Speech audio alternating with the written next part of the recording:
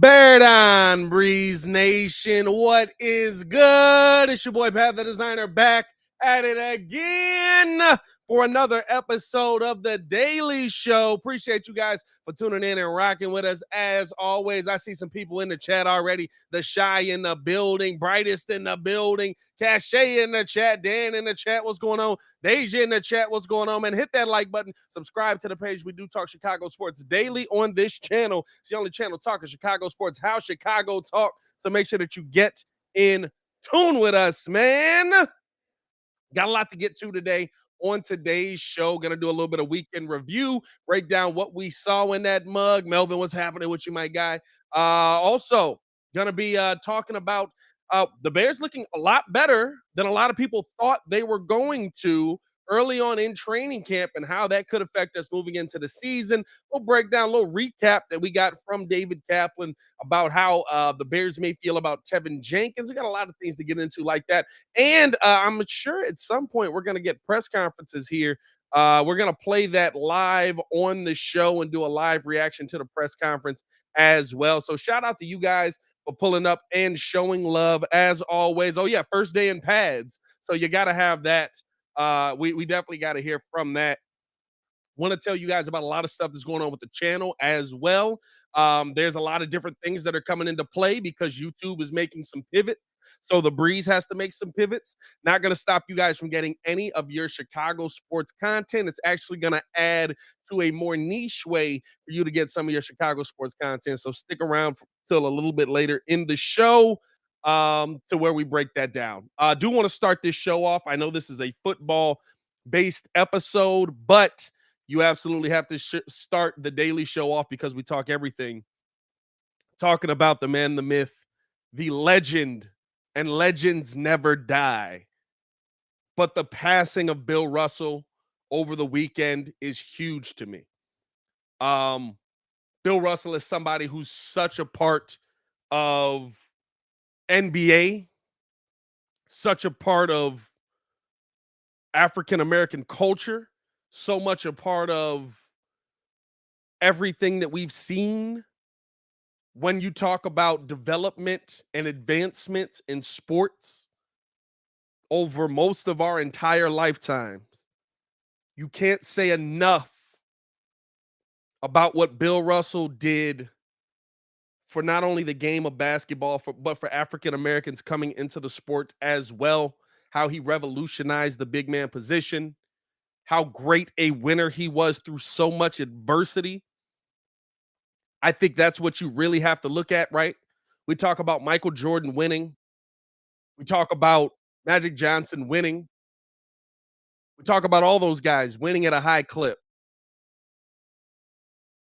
But we don't talk about how Bill Russell not only dominated, not just won, dominated,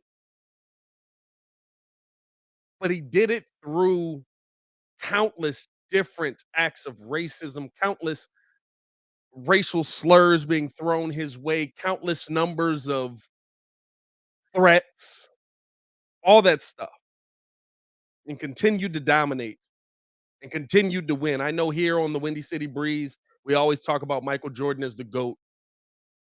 But to me, that's just in an NBA sense. And it doesn't take into account everything Bill Russell went through while winning. Not to win, while winning and dominating. So blessings up to the great one, Bill Russell. Prayers out to his family. First time I've kind of been able to talk about it on this platform. We talked about it on Locked On Bulls a little bit this morning, but yeah, that was a tough loss. That was a tough blow to the NBA family today, or this weekend. Um, I mean, there was so much that Bill did that changed the game. So prayers up to that. That was a tough loss this weekend. I mean, it's hard to even put into words. You know what I'm saying? Because it's crazy to think about the fact that Bill Russell's not going to be a part of the NBA next year, right? He's been a part of the NBA, and I'm not talking about just like, oh, he's handing out awards and stuff like that. Like he's been a part of the NBA growing forever. He's seen the NBA come from nothing to something forever. He's seen all the greatest players come through.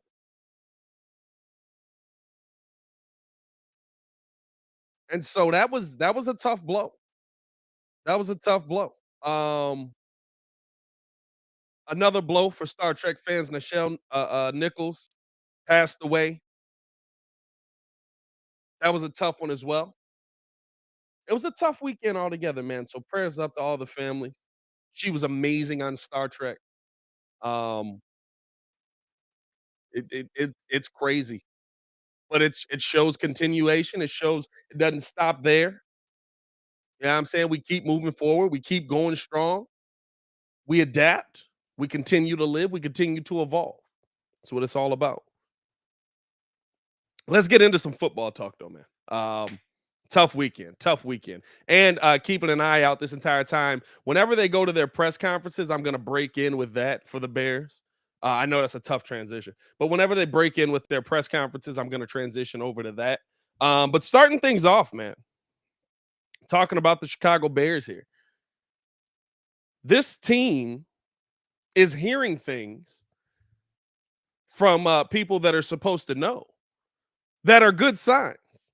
Things that I think that we didn't hear in the previous regime, right? And this is kind of what I'll tell people to direct their minds to. The Chicago Bears are looking better than expected. That's the title of today's episode. Because remember when Mitch was here and we forced ourselves to believe that what Matt Nagy was doing was working? We forced ourselves to believe that no, they'll get it together. We forced ourselves to believe that the things that we're seeing in training camp weren't the players that they were going to be on the long run. Y'all remember that? I remember that.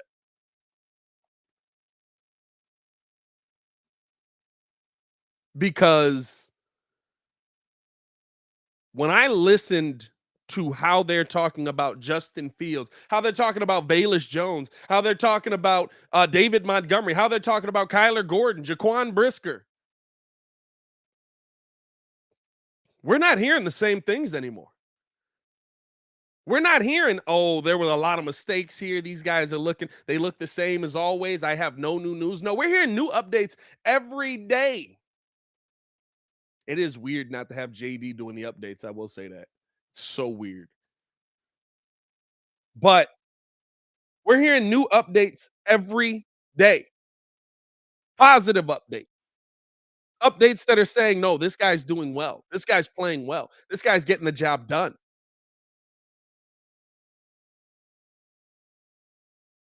That's a step in the right direction. And we weren't hearing those things before in the Matt Nagy regime. The biggest one, right, is from multiple people. We've heard that Justin Fields' footwork has improved tremendously. Not only has his footwork improved tremendously, but that his placement on the ball has improved tremendously. How he's leading these guys, how he's getting the ball to his receivers, how he's getting the ball to Cole Kmet. And I feel like we're hearing more of that than we're hearing of these guys don't have it together. These guys aren't figuring it out, right? Like I we heard that early. I think there was a couple passes Justin made, and you could look at it. I think it was the one, right? He throws the pass to, I want to say it's N'Keal Harry, goes off his hands. Eddie Jackson picks it off. All of a sudden, everybody's freaking out. Oh, the ball placement on that terrible. Oh, he's got to get that together. That's going to be a problem for us all season. But what are the insiders telling you? What are the guys that are watching? The guys that are there telling you this ball placement looks great. This ball placement is on point. I mean, his footwork is immaculate. He's stepping up in the pie. He's moving so well. Those are things that excite me. And so for me, right, I'm looking at this whole situation saying, hey, the Bears, not to say that they're going to dominate, and I haven't said the Bears are going to dominate all season. What I have said is if the Bears look better than expected, they will win more games. Now we did take a big blow. I believe that was Friday going into the weekend, and we heard a couple of different things right about this offensive line. But the loss of Lucas Patrick to me is massive. I know there's a lot of people out there that are like, it's not that big a deal, dog. He'll be back before the beginning of the season. The beginning of the season is not the time where you want to be trying to figure out how to get five guys to play together as one.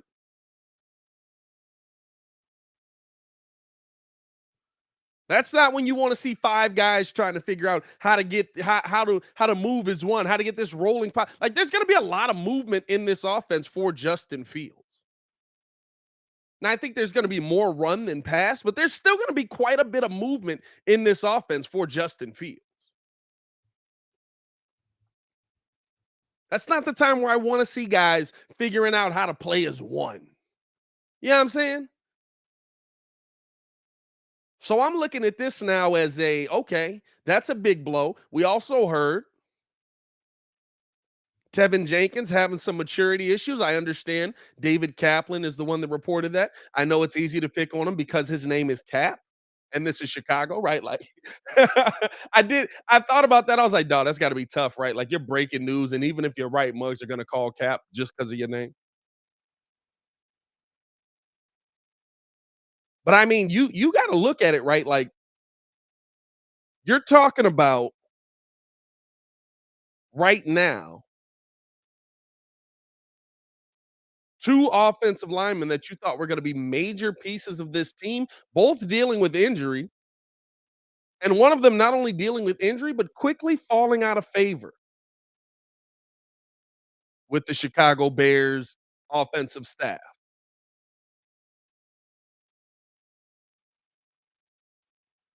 They believe, according to David Kaplan, they believe he has all the talent in the world and that he's one of their best offensive linemen in Tevin Jenkins.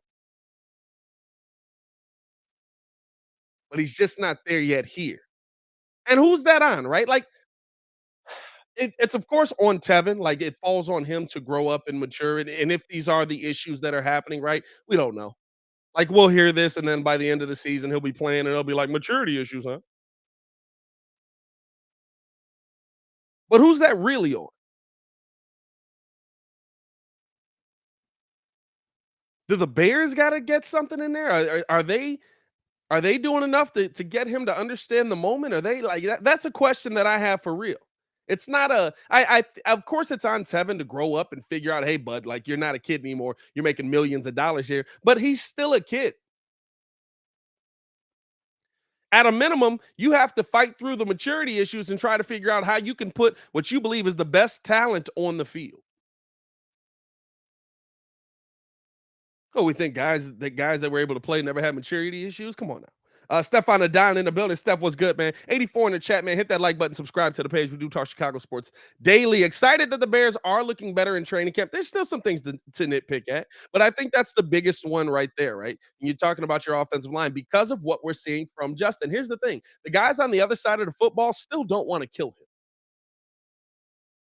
That's a big difference. You can look as good as you want in training camp, and I think that's very important to what the Chicago Bears are doing, that they are looking better, that, David Montgomery looks good, that Velus Jones Jr. looks good, and a little bit later, I do wanna get into kinda like 5 of the Bears that have really stood out to me based on what I've seen, what I'm hearing, and things like that, but the guys on the defensive side of the ball who have also played very well don't wanna kill him yet. Or don't want to kill him, I should say. You're not going to have that luxury when you have guys that are playing on other teams. You're not going to have the luxury of, I don't want to hit Justin Fields because he's a franchise quarterback. So, yeah, now there are some. I love the great plays. I love the great throws. I love all of that, right? But when it really matters, when guys are able to come through and hit you, that's where my concern is with this offensive line. I love that we're looking better, but the loss of Lucas Patrick is going to be big for the Bears, and the fact that Tevin Jenkins seems to be having some whether you believe that he's not playing just because of injury or not, right? And I do think the injury plays into it.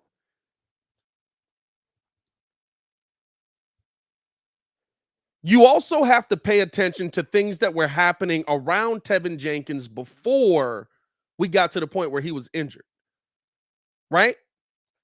Tevin had gotten put with the second team. Oh, it was a rehab stint. If he's rehabbing, get him off the field. If he can't play, get him off the field. Like it's crazy to say, right? But Tevin's kind of like the one guy that reminds me of the old regime. The things we're hearing, the things we're seeing, how the coaching staff that's new is dealing with him. He's kind of the one player that reminds me of like, maybe I can trick myself into believing that he's going to be more than what he is. He's the one player to me that I look at and I say, okay, but if he does this, this can happen. Right? The but if game. The but if game is the greatest game ever invented in sports talk, right? Because how many of those but ifs actually happen? How many times do you go but if and the but if actually happens?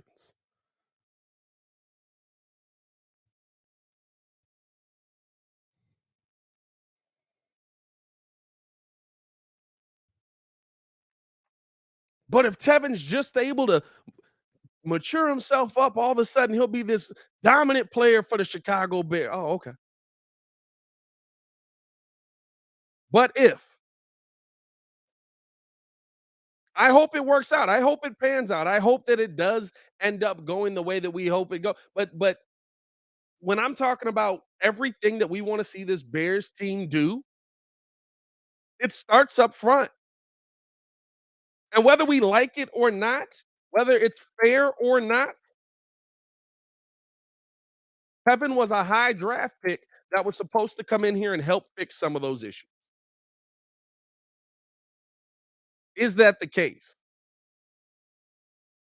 Is that what we're seeing? That's the question mark. And with Lucas Patrick out, it's a serious question mark.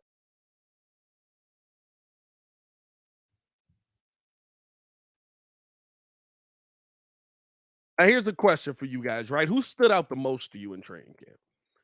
Of course, Justin. Let me do this, right? Because everybody's gonna say Justin Fields. Outside of Justin Fields, who's been the guy that really stood out the most, that really has impressed you, that has surprised you, that has shown you he's more than what you expected him to be? Who's that guy?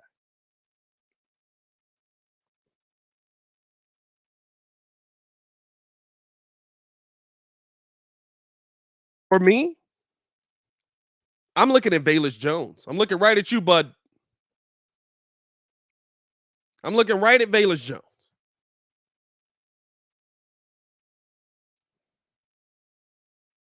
Because there's no way you can look at the plays that we've seen and say you expected this.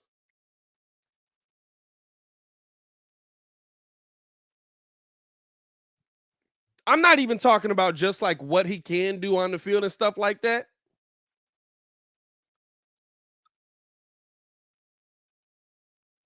Like when the game comes in, right, that's going to change completely. When the gameplay actually starts, you hope that he's able to. I shouldn't say it's going to change completely. You hope that he's able to do that. You don't know if he's going to be able to do that. But when the gameplay actually starts, you don't know if he's going to be able to be that same level of player. But I'll tell you this, the over the shoulder catches, the going up and getting it, the speed I expected, like I expected rookie year of Valus Jones to be kind of Byron Pringle expectation ish. Yeah, I mean,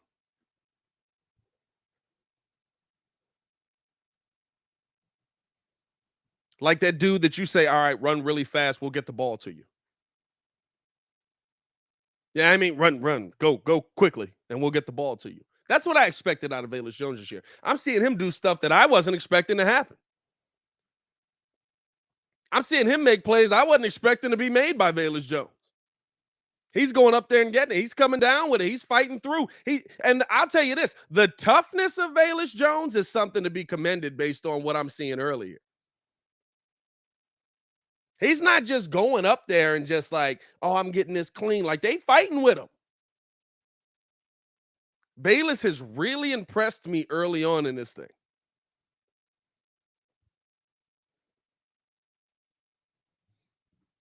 Trying to double check and make sure. I think practice is still going on. So we'll probably get that the reaction to everything in that 12 o'clock hour. Appreciate you guys for tuning in and rocking with us, man. Do got some updates to the channel that I'm gonna break down for you as well. Um, just YouTube's a weird place, man. Sometimes YouTube's your best friend, sometimes YouTube's out to get you. So we're gonna break things down, talking about some changes coming to the channel and how you can continue to get all your Chicago sports content still on YouTube. Don't worry about it. Just trying to keep an eye on this you dig here. So here's some of the guys that have really stood out to me early in this thing. And you know what? I started with Velus Jones. So I'm going to give you guys 5 players that really stood out to me early on in this game and breaking it down. So when you're talking about Velus Jones, right? The best part for me, number 5 for me, I guess would be Velus. The best part for me is that they're talking about him being moved around. He's moving from Z to X. They want him to know everything that's happening on the field. He's working with Justin Fields in completely different places, completely different, using different skill sets on every spot. And he feels like, listen, the reason they drafted me is to be that gadget guy, to be that Debo Samuel kind of guy. Speaking of which, Debo got paid this weekend. That's what you want to talk about. Debo got the bag. I'm gonna be real with you though. Based on like a lot of the stuff we saw, less than I thought, but still getting the bag. But less than I thought. I'm not gonna lie. The guaranteed money was great though. But it's to the point, right, where when you talk about some of the guys we've seen this offseason, right? You talk about Velus Jones, you talk about Darnell Mooney and like the speed that they're moving at. And Darnell's another guy that's really impressed me. But they're running that 4.3 speed. When I've seen them out there with other guys that I know are flyers, I'm talking about high flyers, get to the Byron Pringle is not slow. But when I saw him compared to Velus Jones and Mooney, it felt a little slow. Anybody else see that? Did anybody else see that? Just seeing kind of how they were moving and stuff. Like it felt slow to me. And I believe he runs a 4.4. So Velus Jones, I think he's going to be somebody the Bears can use a lot this season, able to go up and get it, able to attack. I'm gonna be real with you, and I said this kind of when he was drafted. I think that his age is an asset. When you hear Velus Jones talk, doesn't he sound like he's been in the league 10 years? Doesn't he sound like he just understands what's going on? And who cares? What's he, 24, 25, something like that? Who cares if he can play? Like, let's be real. If he plays for the Chicago Bears for 10 years, that was a good pick if he plays well. And I like that the Bears are building a rapport with him early on. I'm not going to lie. I kind of feel good about a lot of the picks Poles has made. Almost got me. I stopped myself. Ryan Poles has made as we've gotten into training camp. I do want to hear kind of how things went as pads got on, right? I think the most intriguing one to me is Doug Kramer. Kind of seeing what he did as pads get on, especially knowing that, I mean, listen, you brought in Lucas Patrick, and there can be all this expectation on Lucas Patrick, but when you're talking about trying to find a diamond in the rough at lineman, this is how you do it. This is how you do it. You know what I mean? Opportunity. Let's see if we can find something here. Another player that's really stood out to me here, outside of Justin Fields. Now, these are outside of Justin Fields for me. And I think this is the most interesting one because a lot of these guys, it's not them talking about their situation. It's other guys talking about their situation. Kyler Gordon has really stood out early on in this training camp, especially in that first week. He's been a turnover machine for the Chicago Bears here early on. Now, like that does bring up some questions there. But I think the interesting thing is how he's getting those turnovers right. Is Justin trying to make a pass? maybe being a little bit off with his wide receiver, but it's still hitting him in the hand. You hope they're able to bring that in the regular season, not in that. But the tip pass into the hand of Kyler Gordon has been prevalent all training camp. I like that because that means that you're taking that split second. That's something a lot of guys that are veteran guys even have trouble doing, right? But you're taking that split second to say, okay, I need to adjust what I'm doing now because even though where I'm at is in a good position to get this ball, he just tipped that. So now I have to make an adjustment based off of that. For him to be able to do that as a rookie, that is big, and I think that's gonna be an asset for the Chicago Bears. I think he's gonna be a really good piece for us. And I think the biggest thing is, right, competency. There was no competency last season. There was no competency on this team in our secondary last season. You didn't have anybody that was worth a nickel to play in the nickel to help out Jalen Johnson.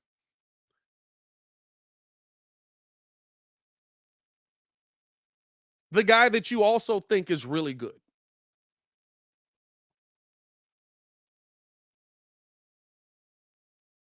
That's the part to me where I'm keying in and I'm saying just having somebody opposite that's competent, that's able to play the game, that's moving it, that's moving very, very fluidly on the field. Now, guess what? Now I can't just focus on this guy because he sucks so bad. So now sometimes I do have to throw a Jalen Johnson's way. Now you get to see a breakout season from him. And again, I want to reiterate this every time I say something big. I don't expect the Bears to be one of the most dominant teams in the NFL. I expect to be cooling you guys off halfway through this season. I expect to be waving a towel like, all right, Bears fans, calm down. Come on. Let's talk about this now. 100% I do. But why? Because I don't think that our schedule's that tough. We have the fifth easiest schedule in the NFL. I think we can deal with the Detroit Lions. Don Burr, I see you in the chat. I see you in the chat. I think we can deal with some of these struggling teams, the New York Giants, the state of New York as a whole. I think we're good. Even if we were bad, I think we're good.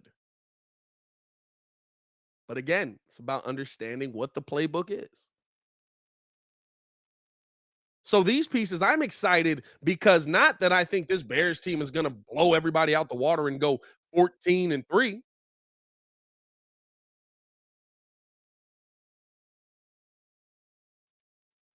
But because I think this Bears team is finally going to use a scheme that's going to speak to what the players are good at on this team already.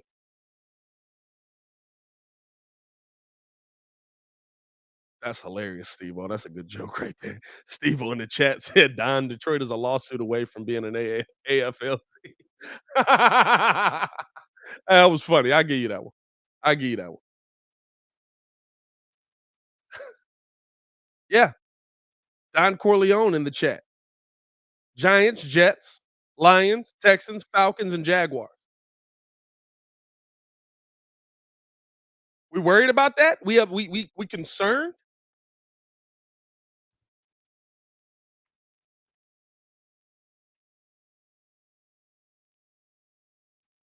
You know what I mean? Like, I'm not saying that this Bears team is going to be crazy great, but I'm looking at it and I'm saying, listen, I just need these players to be good. And a lot of the teams that you're going up against that I need Kyler Gordon to be really good against, guess what? They don't have great quarterbacks. They don't have dominant quarterbacks. They have quarterbacks that are going to take some time to make decisions. So Kyler Gordon, another guy that's really stood out to me. Eddie Jackson was talking about Kyler Gordon. He said he's just a freak athlete. Some of the plays he makes, it's not even his man. He's coming off his man, making plays on the ball, just seeing how very instinctive he is. He's smart. He's willing to learn. He talks less, takes everything in. When you have a guy like that, you know he's going to be special. When you have a guy like that, you know he's going to be special.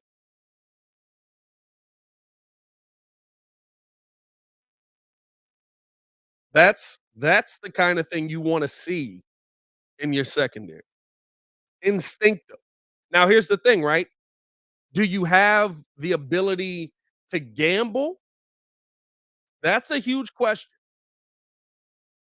Do you have the ability to gamble on some of these plays? Do you have an ability that's not really, and we heard Jalen Johnson talk about that a lot last year, right? And they were like, you didn't really have a lot of picks, you didn't really go after a lot of those gamble plays. Why was that? And he said, I mean, I was playing the best wide receivers in the NFL. When am I gonna have time to gamble? You gamble, you lose, it's a touchdown.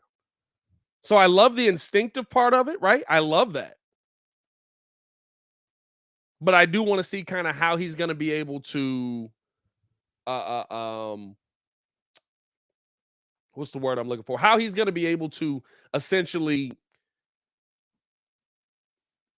make that decision on the fly in a key moment, right? Like, hey, the ball's out. Let me make a break on this. It's where I thought it was going to be. Or, dang, I got bit. I bit on that, and now I'm getting cooked on the other end, right? Like, and listen, even with that, that's about having a good secondary, which gets me into my next guy that I think is really going to have a good impact for the Bears, Jaquan Brisker.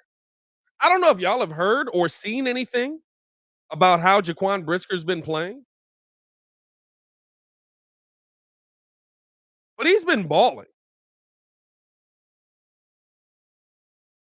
He's been balling for the Chicago Bears so far. In training camp anyway, right? It's all in training camp. Coach Flus was talking about him. He said some guys are fast, but they don't know how to control their body to make plays. He has great body control, and you can see that adjusting to the ball in the air to make an interception, adjusting to the alley when the runner changes his angle to slow down, speed up, and maintain the inside out angle to run the alley and make the hit. He's done a lot of those things. You can see it. It's evident on the tape that he has it. That's the time where you can kind of gamble a little bit, right? That's the time where you can talk about him being okay. All right, he's going to make this play. Kyler, it's okay if you break on that because I got this dude behind you that adjusts just as well, if not better.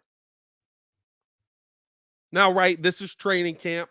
It's going to be it's going to change drastically based on what's on the floor or what's on the field, what's happening during the game and stuff like that, right? But like based on what we're seeing right now, you've got a tandem that sounds like, and it's not just the Bears saying this, right? Like this is what the national reporters are saying that are actually going to training camp, very different.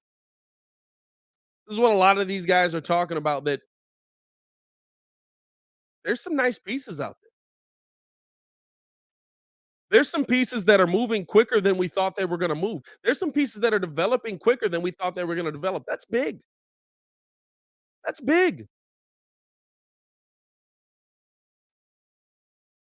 And it's a testament to what the what the Bears have going on right now. It's a testament to the new regime. At a minimum, if you can at a minimum, if you can see the development early on, then we're moving in the right direction. Whether that turns into 15 wins, 10 wins, 6 wins, 3 wins, whatever it turns into, right? If I can see the development, that means we're moving in the right direction. And if you can't see the development of the young players on this team, you're just not you don't you're burying your head in the sand because you don't want to see it.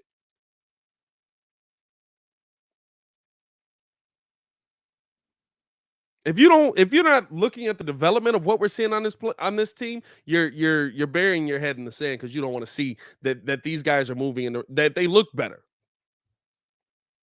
Even the guys that have been here.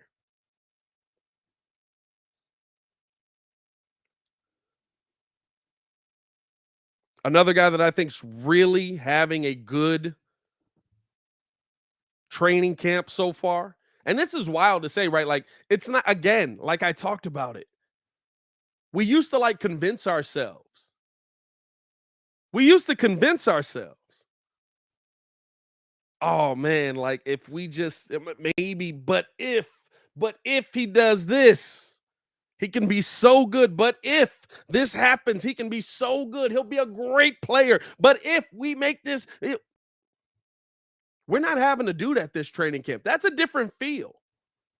Even Matt Nagy's first year, even in Matt Nagy's first year here, I remember JD, Jeff Dickerson, talking about, listen, you can tell they're doing things different. You can tell the vibe is different. You can tell that the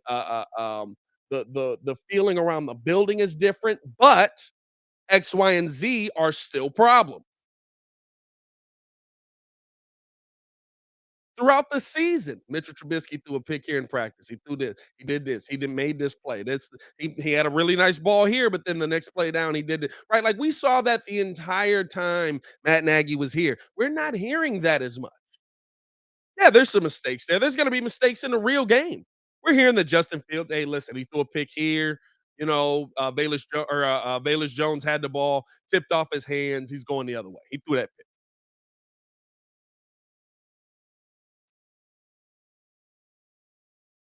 But then we hear 4 other plays where it's like great back shoulder pass here, great deep ball here, great got Cole Kmet in the end zone here, end up running it in for the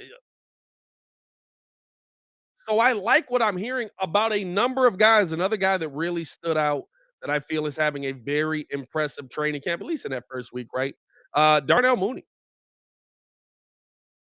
We've heard about his connection with Justin Fields and how that's been great and what they've done all off season.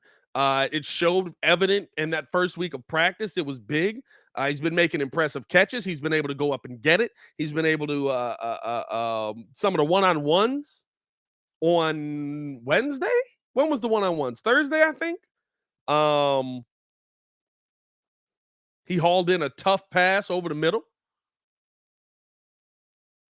He's been Justin's top target, and he has not disappointed. You can tell that they've been working together. Another guy that I thought was really impressive there, Luke Getzey was talking about him in one of his post practice pressers, and he said he loves his mindset, loves his approach to the game, loves the way he attacks the classroom on and off the field. He's all business, not like an outspoken guy by any means, but he does a great job leading by example. Having really good conversations with him. He's someone that we're bringing the. He's someone that we're definitely going to be counting on this year for sure. Another guy that Justin can count on that I think is primed to have a big year. When you talk about Darnell Mooney, right? People are talking about him kind of in the regular. Mm, this guy's okay. This guy's making this move. This guy, like they're talking about him like he's a guaranteed number 2, and I just don't see it that way, right? Darnell Mooney was what, one of 11 guys to cross 1,000 yards last season. Wide receivers, I believe. It's not a lot,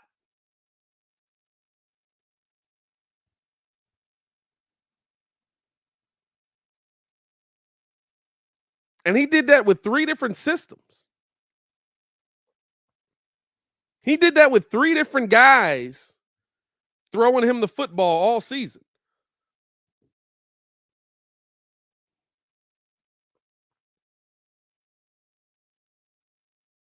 That's something that's impressive. Now, what does he do when he's got continuity with a guy? There's that word again in Chicago. That's a hot button word right now in Chicago. When you're talking about Darnell Mooney, you're talking about a dude that had over 1,000 yards with a lot of struggling guys last season.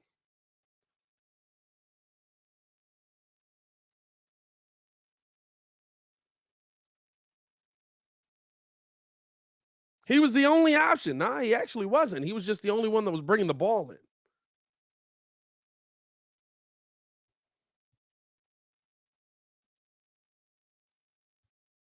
Now, how does he improve upon that? How does he improve upon a 1,000-yard season that he already had with struggling guys? And now, hey, guess what? He's got a quarterback back there that's solidified as the number one that he gets to work with, that he gets to build a rapport with, right? You also have to think about he built a rapport with this guy in the middle of the season.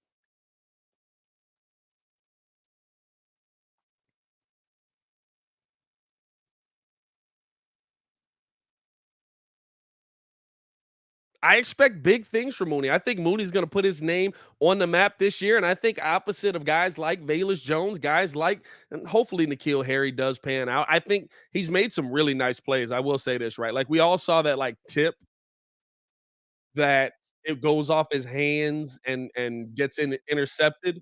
But I've also seen quite a few people dropping videos of N'Keal Harry actually making some big moves. Some nice little hitch routes, nice comebacks, get really beating guys over the top, you know what I'm saying? That's what you want. That's what you wanna see, that's what you wanna hear. And I think we're hearing that now, and I'm excited about him, man. And I think he's gonna be that big body that Darnell's gonna need. He's gonna be that big body opposite Darnell. He's gonna be one of the 3 or 4 guys that's gonna have to really show up for the Chicago Bears here for the like, it's not just Darnell Mooney alone, right? Like, I think Darnell Mooney is a good enough receiver that he's gonna be able to go out there and make plays no matter what. But it's about what everybody else does that makes him better. That's the thing about the football aspect of it. Like the amount of things that have to go into just completing a pass to Darnell Mooney and the other guys on the rest of the team have to be able to be enough of a threat for Darnell Mooney not to be the only guy getting covered.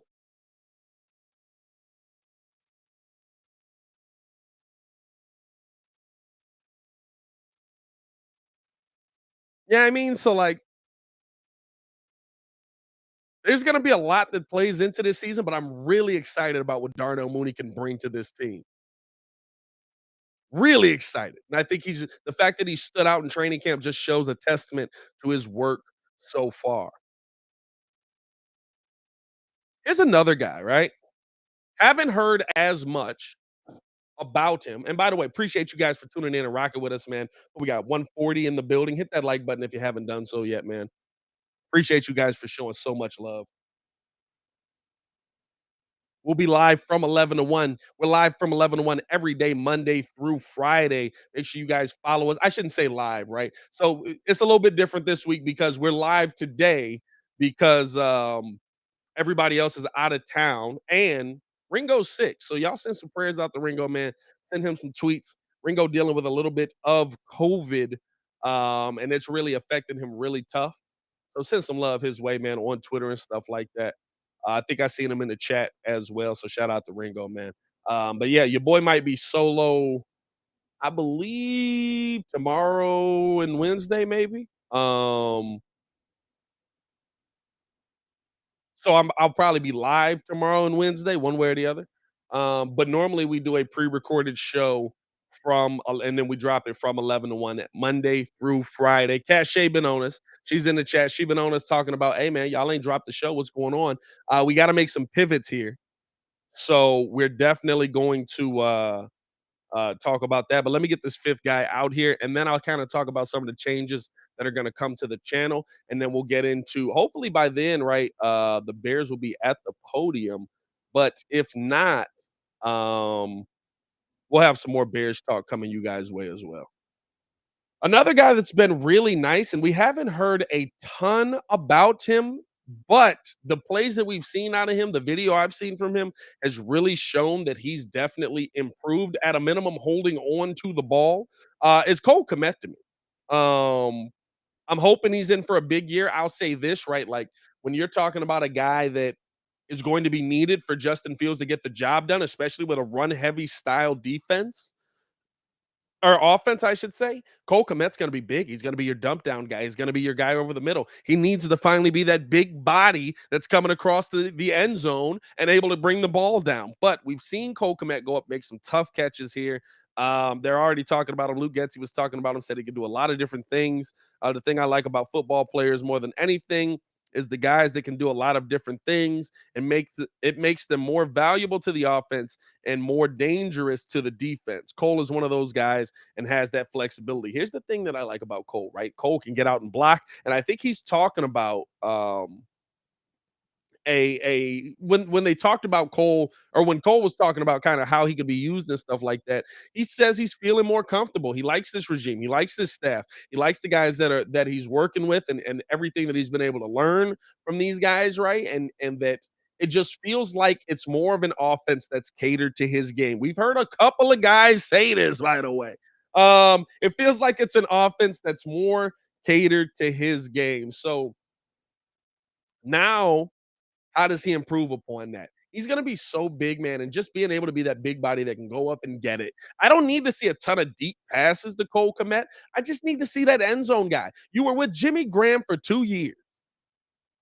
2 years? 2 years. You were with Jimmy Graham for 2 years. And I understand Matt Nagy didn't put you in a great position. He kind of did the like, hey, Jimmy, we're not going to put you out there. We're just going to force feed the ball to Cole Kmet and see what happens here. But Cole's got to take this step this year and become that Jimmy Graham type of player. He's got to. He's so key to what the Chicago Bears want to do this season. He's so key.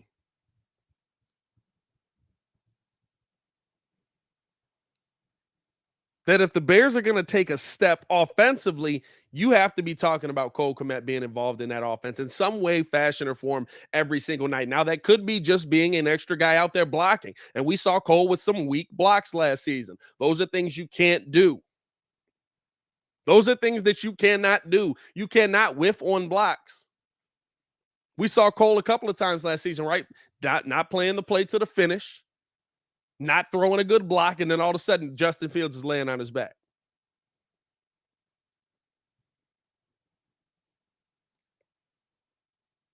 So those are kind of the five guys that really stood out to me so far in training camp.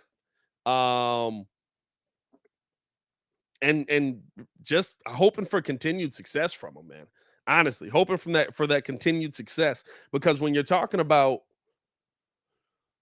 the Bears playing well outside of Justin Fields, right? But when you're talking about the Bears playing well,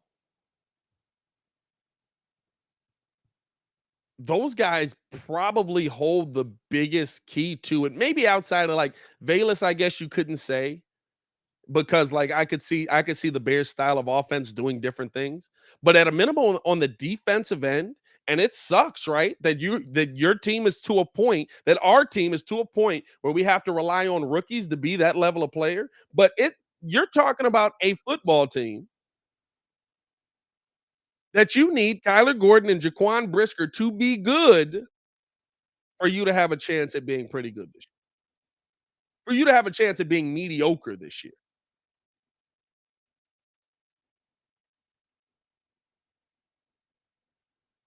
You know what I mean? For you to have a chance at being mediocre this year, those guys have to stand out. Those guys have to excel.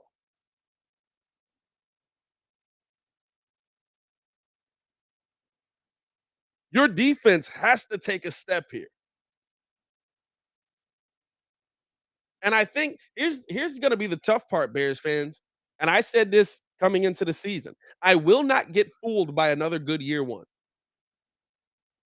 This season may be fun. This season, Bears may win more games than we think. This season, we'll definitely stomp the Lions out. Don Burr, still see you in there. I love that Don Burr, no matter what, right, comes in just for smoke. I love it. Hey, Don Burr, you got a imposter out there though. I seen Don Burr 2.0. I don't know who that one was. But when you're looking at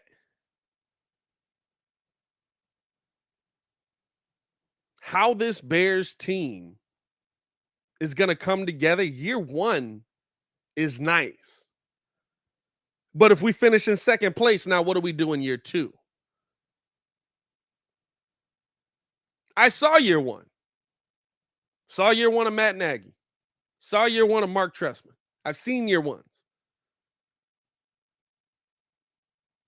People figure you out after year one.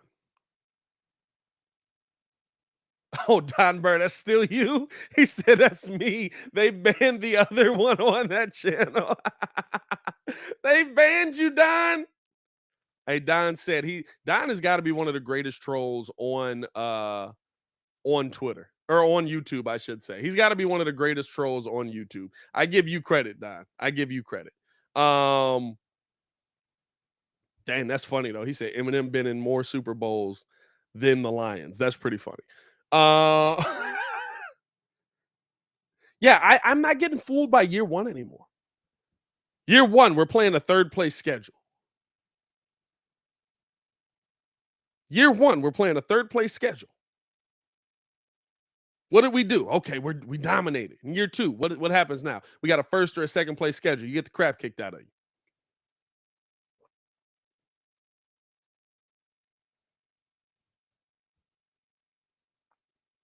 So I'm not getting fooled by this season in the slightest.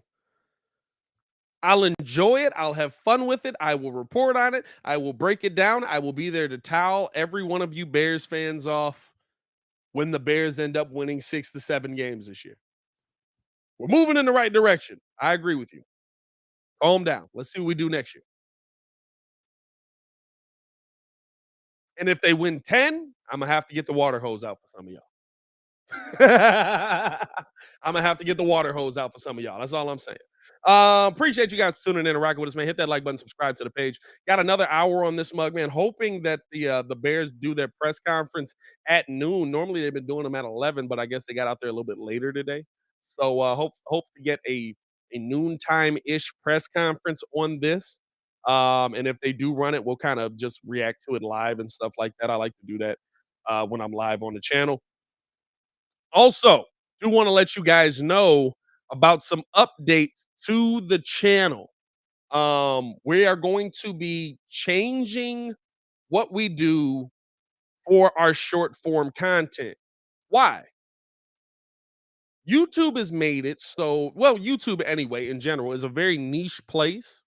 And they're kind of cracking down on some different things. And I've been hesitant to split up our content. Um, but I think that the right move is to split it up and kind of section it off evenly. So essentially, what we're going to do is we're going to have 3 channels for the Windy City Breeze to start off, and we'll expand from there. But the main channel, this channel that you're on right now, the Windy City Breeze, will be the channel that we go live from. It'll be the channel that we do the daily show from. It'll be the channel that we do Bulls live calls from. It'll be the channel that we do most of our long form content from, and we'll break down that content based on differences that come in and stuff like that. But we want to give people a channel that is dedicated just to the team that they're here to see. Because some people are just here for Bulls content, some people are just here for Bears content, some people are here for both, and you'll still be able to get both. But we're going to separate it out. So we're going to have 2 separate channels, both for a specific team. So when you're talking about where you're going to go for all your Chicago Bears, we're going to have a channel called the Chicago Bears Breeze. And you could subscribe to that.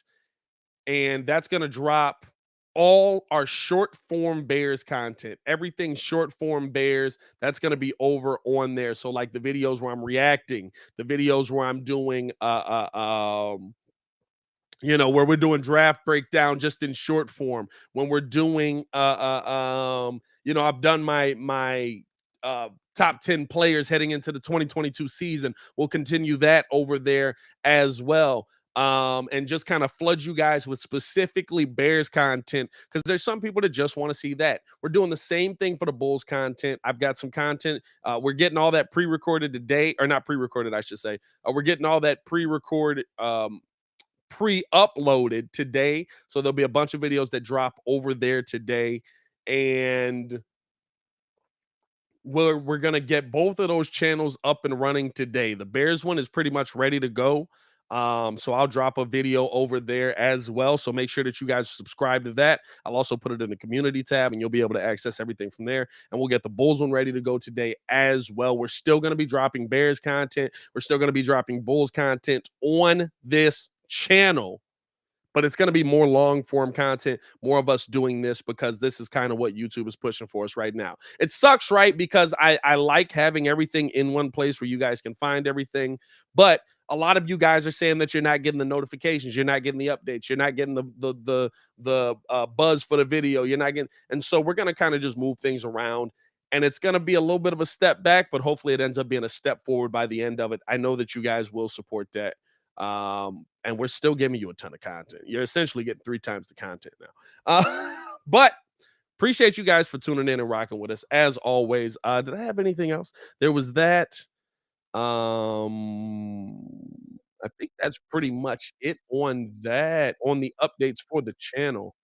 Um, if you guys haven't done so, also, yeah, I guess I should throw this up, make sure that you cop that Bears merch for the season. We got Bears merch out now. Go check that out over on the channel. I'd actually need to update this, because it doesn't have the Talk of Chicago Sports, How Chicago Talks on there anymore. Actually, you should be able to, maybe not yet. I gotta check on that. They should have approved it. We're gonna be linking that store with our YouTube channel as well. But check out our Bears content, man. You can get that Windy City Bears Bears merch over there. Basically, just check out the website twcbreeze.com. Shout out to everybody for showing love, man, and tuning in with your boy. We got a lot more stuff to get into here on today's episode. Cache splitting content makes sense. Most platforms do it. Yeah, I know it is. It's something that I've been hesitant against because I feel like a lot of people came here for the mix of all the content, but we're still going to give you that. You know what I'm saying? We're still going to give you that mix of content. We're still going to give you that um we're still going to give you basically everything now. We're just going to do it in s- a the daily show will be everything Chicago Bears, Bulls, White Sox, Cubs, all that stuff, which we got to talk about them much too. And then the shorter form videos that I drop will go over there. So I've been hesitant to do it, but you gotta grow, man. You gotta change. You gotta be able to pivot. You gotta be able to adapt or die. That's what it comes down to, man.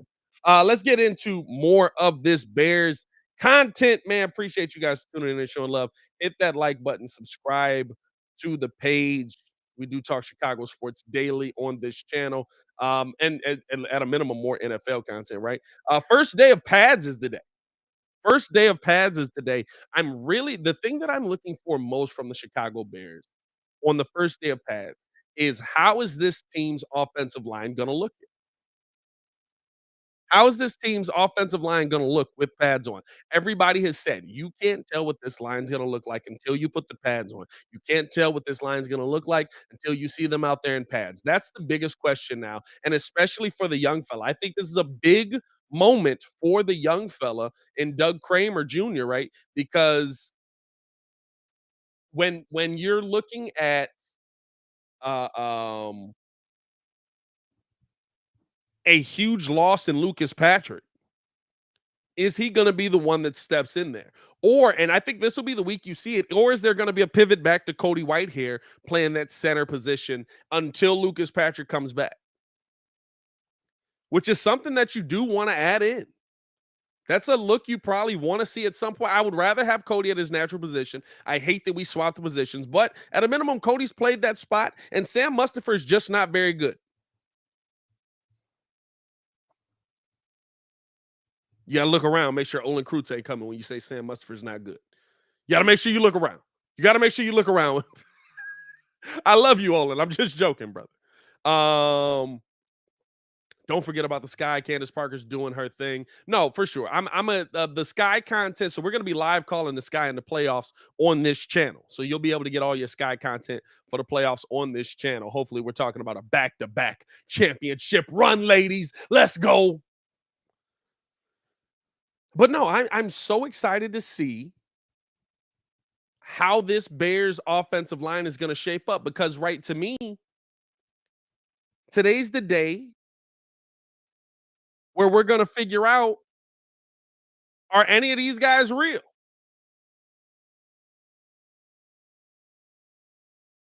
Are any of these guys, you know what I mean? Like today's the day where we're gonna figure out, okay, or at least see. I shouldn't say figure out, where you're gonna see initially, hey, you got Riley Reef in here. You got like these guys did okay last year.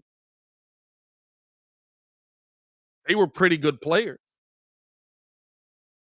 How are they gonna handle guys that were able to get big sacks?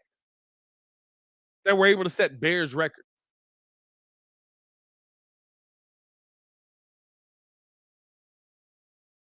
How you gonna deal with that? Coming past you, attacking you,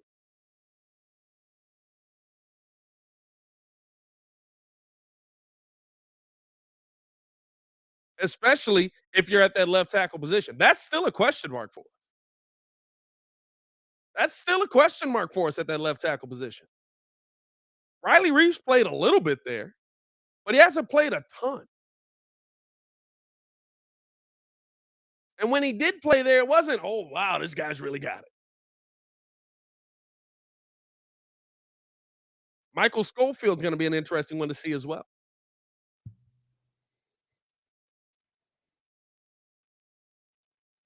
I think it's gonna be tough to see kind of how this Bears team adjusts to the loss of Lucas Patrick.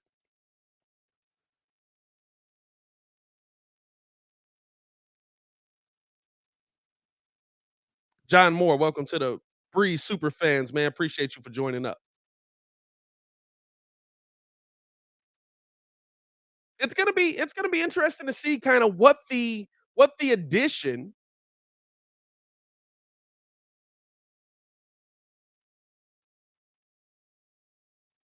Did I say Riley Reef? I see in the comments.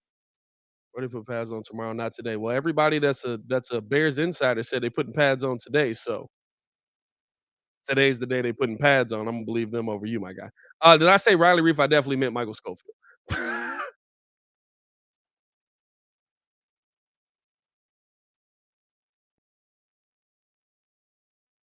Who's probably gonna play guard for us. You know what I mean? It was switched to today. Yeah, I was gonna say. I was gonna say, I know I woke up today and was like, they definitely put pads on. Uh,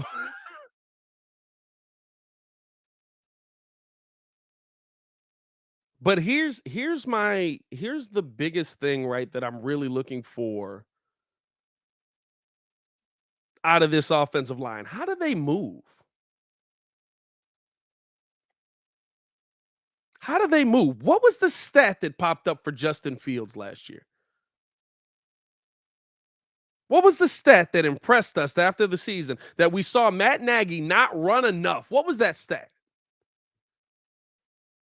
How, and hear the wording here. Not how good, how great Justin Fields was when the pocket moved.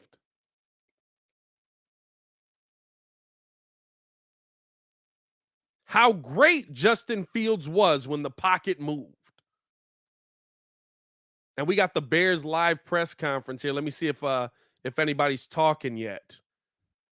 This is what I wanted. This is what I wanted to get into. We're gonna react to this live in here. Okay, so we got Coach Flus at the table. How long you been talking? A minute. We'll go back a little bit. Hold on here. Hold on a second here. Let me add this in here. Share screen. La da da. La da da. Don't worry about that. There we go. Wow. Let's get that on the screen. We had a chance to visit with three of the girls' flag football teams as well after practice. There we go. Cool to talk to those guys and see how it's going, see how they're progressing with their teams. So that was pretty decent. That was cool. So after practice, I talked to the team about how I was impressed how they came back off of the day off. Y'all can hear that, right? Important piece because during the in season, you're going to have a day off. You're going to come back to Wednesday's practice, and then you got to be wired in. And those guys for the most part did that. The operation was good. We had a lot of good situations today again. Drop a thumbs up if you can hear. That was great to see that operation. All right, dope. We'll be able to learn from that. That's a big piece of that. So, other than that, I'll open up for questions.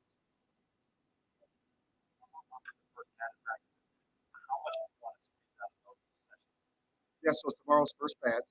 We're doing that tomorrow and the next day. So we got them 2 days in a row. I guess you was right, my boy. What we expect out of that is really you get to Thought see they was doing pads today. He lied. So far, you've seen pass rushers rush against offensive tackles who have no pads on. You've seen the run blocking with no pads on. It's hard to evaluate that. I'll kind of talk about that in the spring a little bit. And when you get the pads on, now you can really see guys will either rise or they'll fall a little bit based on the pads. I've seen it every year. So we're looking for that. We're looking for guys that could play with leverage, play with the pads on. Hey, listen. My bad. I doubted you, my boy.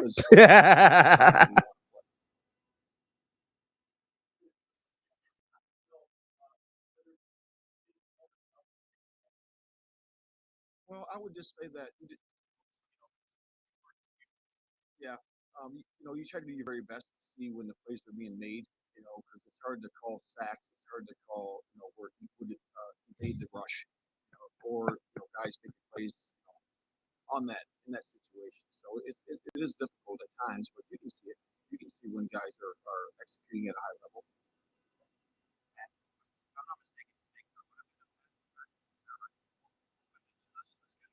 Well, I think it's just more of a ramp up. You're coming off of a day off, and to me, it makes more sense to go like this when that happens, rather than trying to go here than here, saying up and down. So I would rather ramp up into it. I think it's better for the players to get them back into the swing of things and then put the pads on. So it's an exciting time. It's everybody in the league is doing it, and it's everybody involved is doing it. They put the pads on for the first time. It's still exciting. Guys, even veterans that have been doing it for 10 years are still excited about it. And I'm still excited about it all these years being football. So it's going to be a big day for us tomorrow.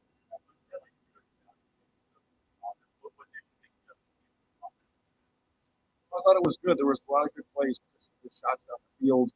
We made some good plays. I thought the operation was good. And really, we talked to the offense there again, just about getting lined up, being crisp with our alignments and our motions, having the tempo to put the pressure on the defense.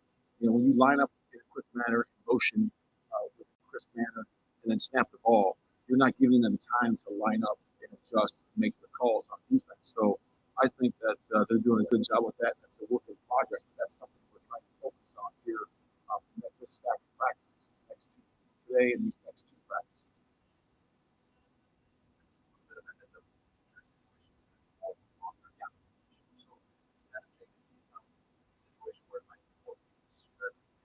Yeah, he's still in that same category as working with the trainers. But Thomas Graham is a guy that's a little bit longer.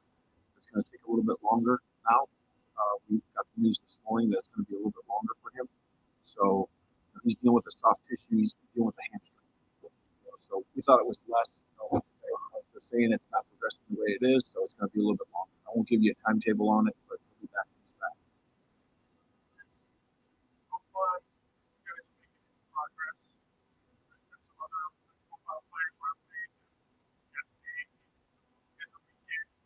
Right.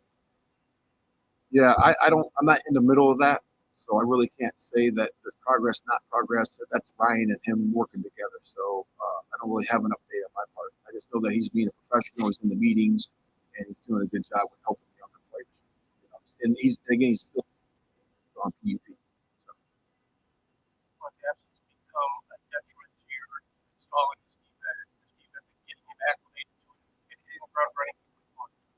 Um, you know what? It's just you got to play it day by day.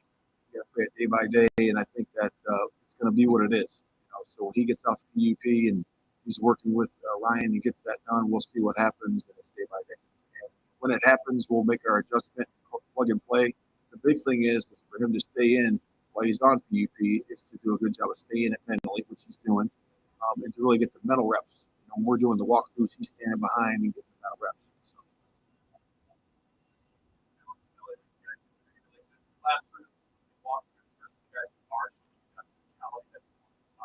Yeah, that's what we always look at.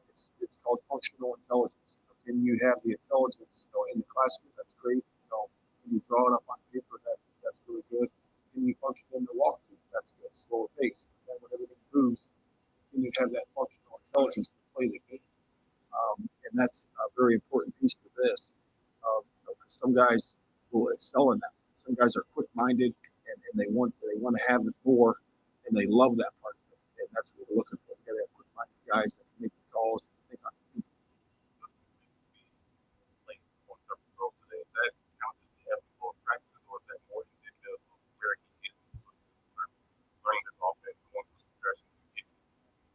Yeah, I just think he's working through the offense. We're putting in new plays every day.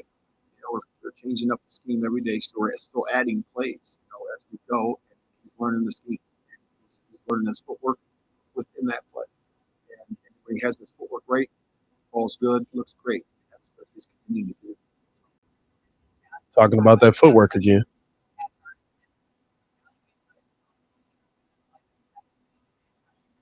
Bro, they got to get these mics fixed up in Alice, bro. Yeah, so defensive alignment, the one thing you'll ask offensive alignment is, hey, what do I dislike most about defensive alignment? Obviously, the talent factor is the big one. And the second one is the guy who goes hard every play. Guy he doesn't take plays off. That's what Mo does. Mo just goes hard every play. He's made a career of it.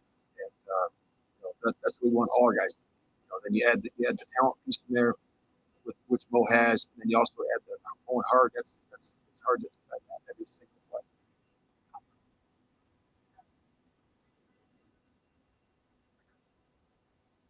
Yeah, it was really year one. Year one when he came out, he was the same guy. He's been the same guy every single. He's been making plays all 4 years there.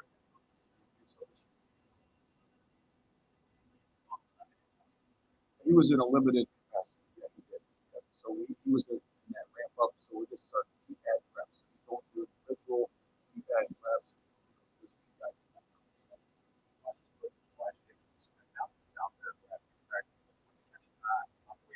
Yeah, I really like his movement skills. Watch him really do a good job. And I really focus on that in the open field and also in mirrors, stay with guys, and also scout.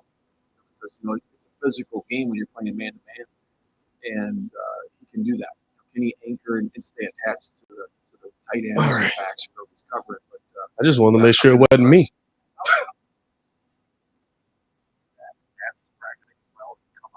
Yeah, I do. I think that safety group is a high energy bunch. So I'm excited about that whole group.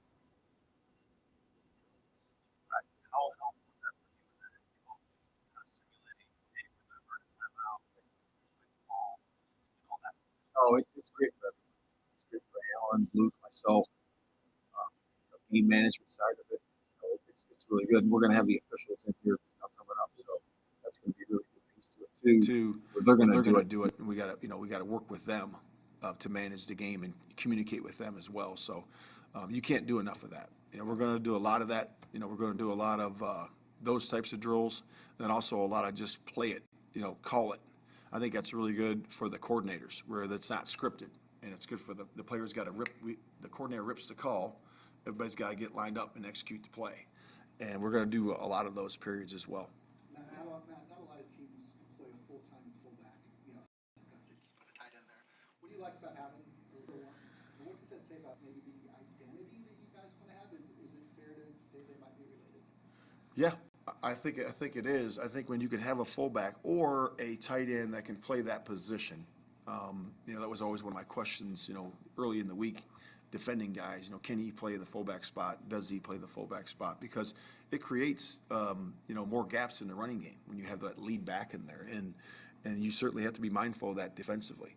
Are you going to play nickel? Are you going to play base? What are you going to do to those different personnel groups? Albeit 12 or 21, whatever that might be. And it's a big advantage for the offense to have that guy. How much of a look will Dominique Robinson get as Quinn gets further and further into the mix? And will he be like kind of pushed in the background with pads on, or is he intrigued you that maybe you want to see more? Yeah, I don't think so. I think he's intriguing, to me and to the defensive coaches, and he's shown that. And we're excited for the pads though, to see the pass rush if that stays with the pads on, and then also the ability to play the run, because you got to play head up on the tight end, outside the tight end. You'll play your 5 technique. You got to do all those things and then be able to function when we do call certain movements. He's got to be able to function there. Is there anything he's shown in particular, like maybe that's it, that you've seen without pads that will be more telling in pads? Yeah, he's just shown that he can slip the corner. He's got a really good knack for that, to bend, and to keep everything pointed towards the quarterback. So we're excited to be able to see that coming forward.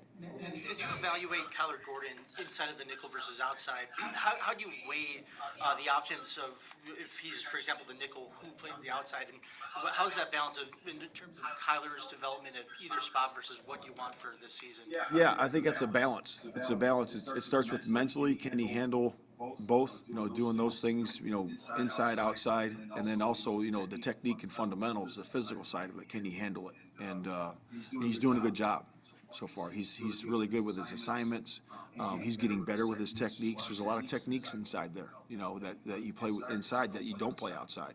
So there's a balance there where he's got to learn that, and he's doing really well with that. And the coaches are doing really good. James Rowe, David Overstreet, those guys are really working hard with him, in the mornings to get him prepared for practice. Just want to go back to game management for a second. It's your first year in the league. The league's changing a little bit. Teams are going for a 4th and 1.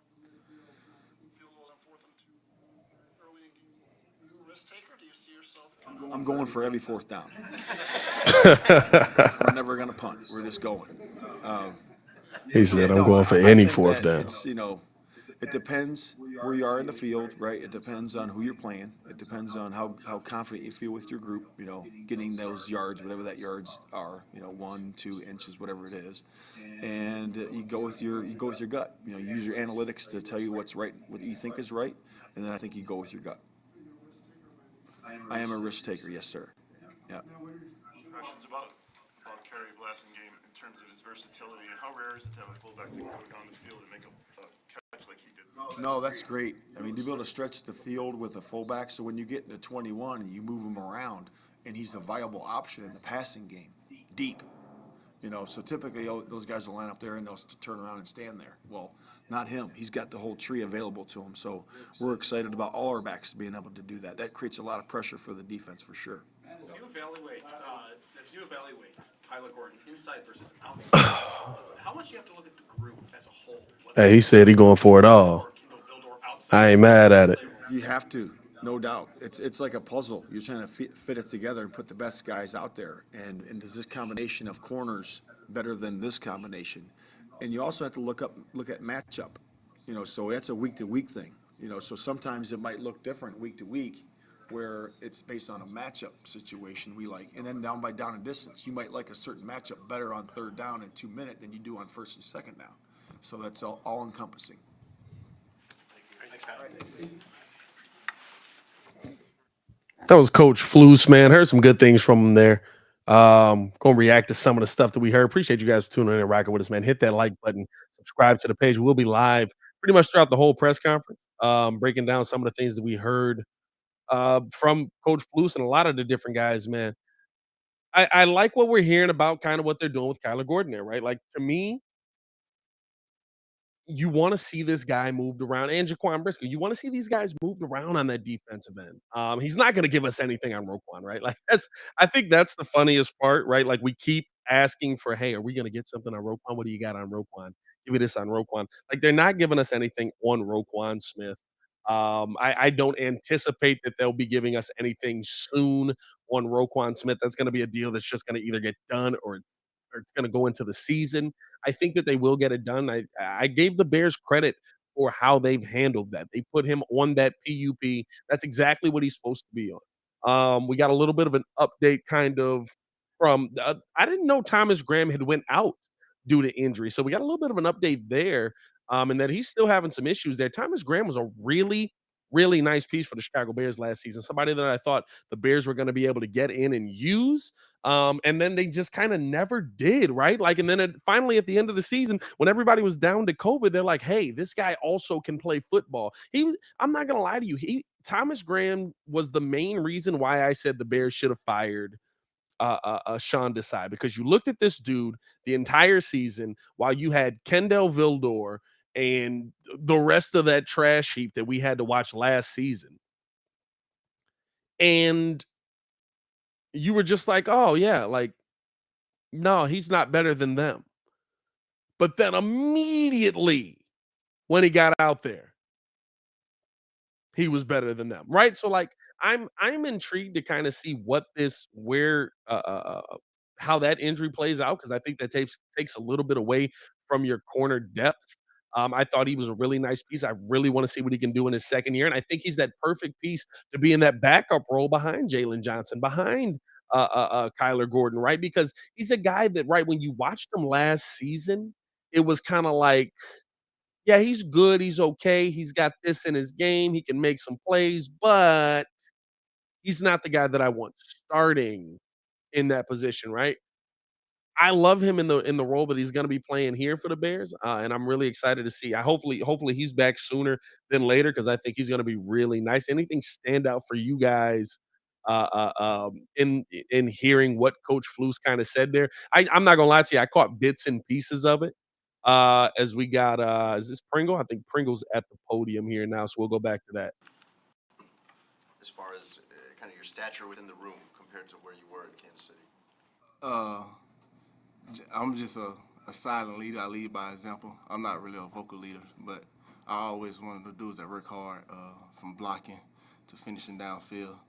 And it's just a new schedule, like the training camp schedule a little different. So I just had to, after last week, I had to go back and just give me a better itinerary for the rest of the camp. But it's just a little different. Everything different. Playbook different. The time different. So I'm just getting my body used to the time and everything. What about your standing within the group? I mean, in Kansas City, there were guys ahead of you, and here that you are expected to be one of the more prominent, veteran, established guys. Oh man, just work and, you know what I'm saying, get the guys the tools that I have and learn from. I'm the type of player to learn from the guys around me. And obviously I did that my past 4 seasons in Kansas City. So like here learning from like Mooney, Nikhil, like David Moore, like even like Chris Finke, like them guys, like they come in and work and learning different things. They may be smaller, they may be bigger, just things, the tools to add to my bag. I know it's early, it's only been a week, but how do you feel like the offense is kind of coming together and you're building that chemistry with Justin? Oh, everything going well. We just working, trying to stay on top of the classroom part of things and going out and execute at a high level. Different about joining an offense that's trying to establish itself versus one that was already established like you were in Kansas City? Just about communication on that part. Like, well, when we out there, everybody just need to communicate and just let each other know what's going on. Like, for me, if I see blitz, it's something that was big in Kansas City. Like, I alert it to the quarterback or to the lineman or to the player next to me so we can hurry up. And that's just a little thing from my point of standpoint that advice I give a dude if we out there and they come zero coverage and we just let each other know, like, hurry up on the route. How would you all the guys that your fellow receivers that you're competing with, do you feel like you're at the top of that list to be starter though? Me personally, I don't care who ahead of me. I don't care who on the side of me. I don't care who behind me. I'm worried about myself because if I worry about them, then I make me lose focus at the sight that was the things that going on, the task at hand. Be ready to roll. You know what I'm saying? We've heard you and your teammates talk a lot about run blocking, especially with the wide receivers. How much is that being harped on in the wide receiver room, and is it more than in the past for you? Oh no, it's big everywhere you go because that's gonna open up the pass game in reality. So you want to block for those running backs and for your buddies who catching the screen. It's gonna open up the pass game. So blocking is a big thing in the offense. So. You, Harry, and EQ are kind of similar players in terms of second team and looking to kind of prove something. Do you look at each other and motivate each other, even look at each other's stories and kind of see each other in this competition?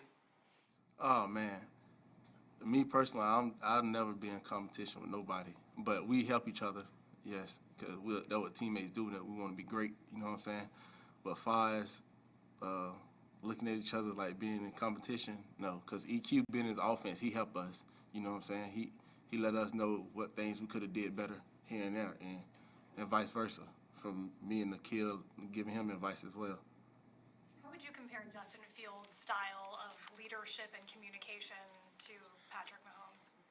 Oh man, I'm not no big guy in comparison to nobody because that's like Justin ain't real about Patrick ain't real about Justin. But both of them got have great leadership, and Justin will get on you if you're not doing the right thing. Patrick will too. So it's really ain't no comparison. I don't like comparing people. Can you give an example of something where Justin's got on you and made it clear to you that? Oh man, I lined up wrong in the formation. I lined up in the wrong formation, and but that's what quarterbacks do. You know what I'm saying? That's leadership. That's not him harping up on me or nothing like that. He ain't nothing for me to get upset about. He want to win. I want to win as well. If that's what it take, that's what it's gonna take. And not only just him getting on me, anybody. What's something within his skill set that has left a big impression on you now that you've had months to work together? Oh man, he definitely can move the safeties around. He can extend plays for sure.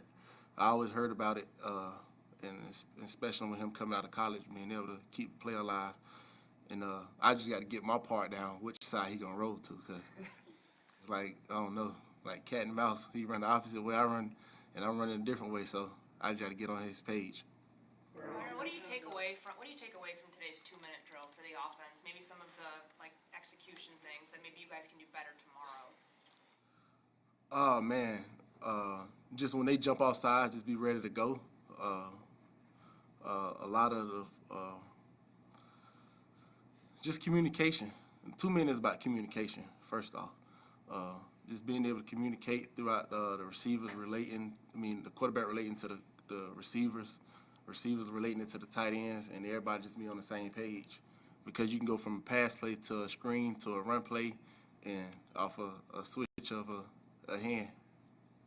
When you have a new offense, you said, you got on a little bit of field instead of, Formation. Right, formation. So mistakes are gonna happen, right? But how difficult is this, I guess, new offense that you're coming into? What's it like to try to pick it up?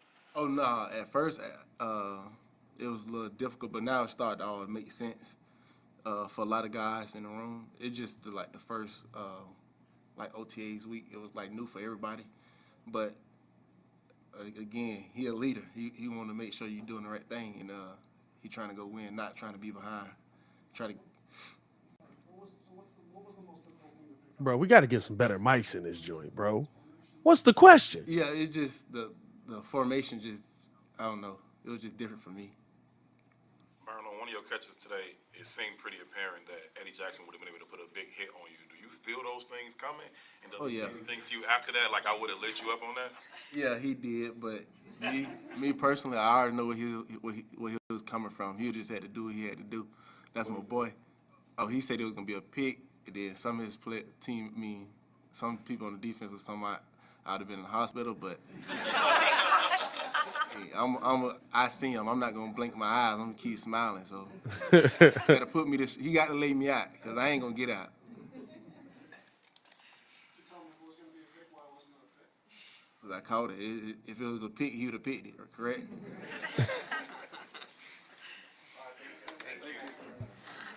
Byron Pringle from the Chicago Bears there, man. Giving some good content. I love that he's always got a smile on his face, too. I'm not gonna lie to you. That I don't know why. Like, it's something so simple, but I just be like, oh, bro, like, he loves being here. He enjoys being here. It basically said he had a nice play there with Eddie Jackson. I think he's gonna be an interesting piece for the Bears this season. Um, I don't know how much he gets involved in this offense. He was a big acquisition for us, and Ryan Poles really believes in him. But I don't know, right, like how much Justin is going to favor him.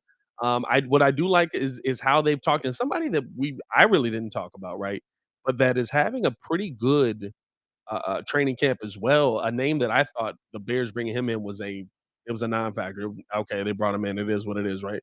But Equinemius St. Brown, they call him EQ when they were talking about him. Equinemius St. Brown really having a nice little offseason here or training camp here for the Bears. And he's a big piece for what they want to do, right? Because just like Lucas Patrick, he's somebody that can come in and can teach this offense to new receivers. You've got a lot of new receivers here. Bayless Jones. I mean, literally, you've got all new receivers here, if we being 100% honest, right? Byron Pringle, Bayless Jones, Equinemius. We got him back at the podium here. That just loving what we're seeing from from this Bears team working together here in training camp and making big plays.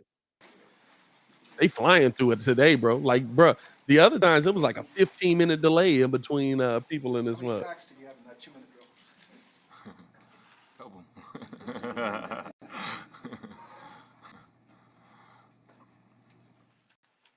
What's it like being one of the more experienced voices in the room? Even with the experience, it's still room to learn.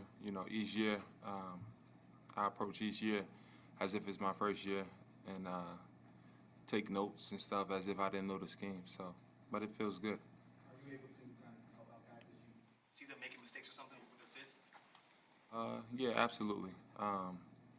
Just giving them a couple tools to pick up a couple things faster, and that's pretty much it. In camp where it gets either frustrating or annoying to have sack opportunities and yet it becomes a completion and you guys don't really get the credit for what you did defensively? Nah, it's camp, it's practice. So,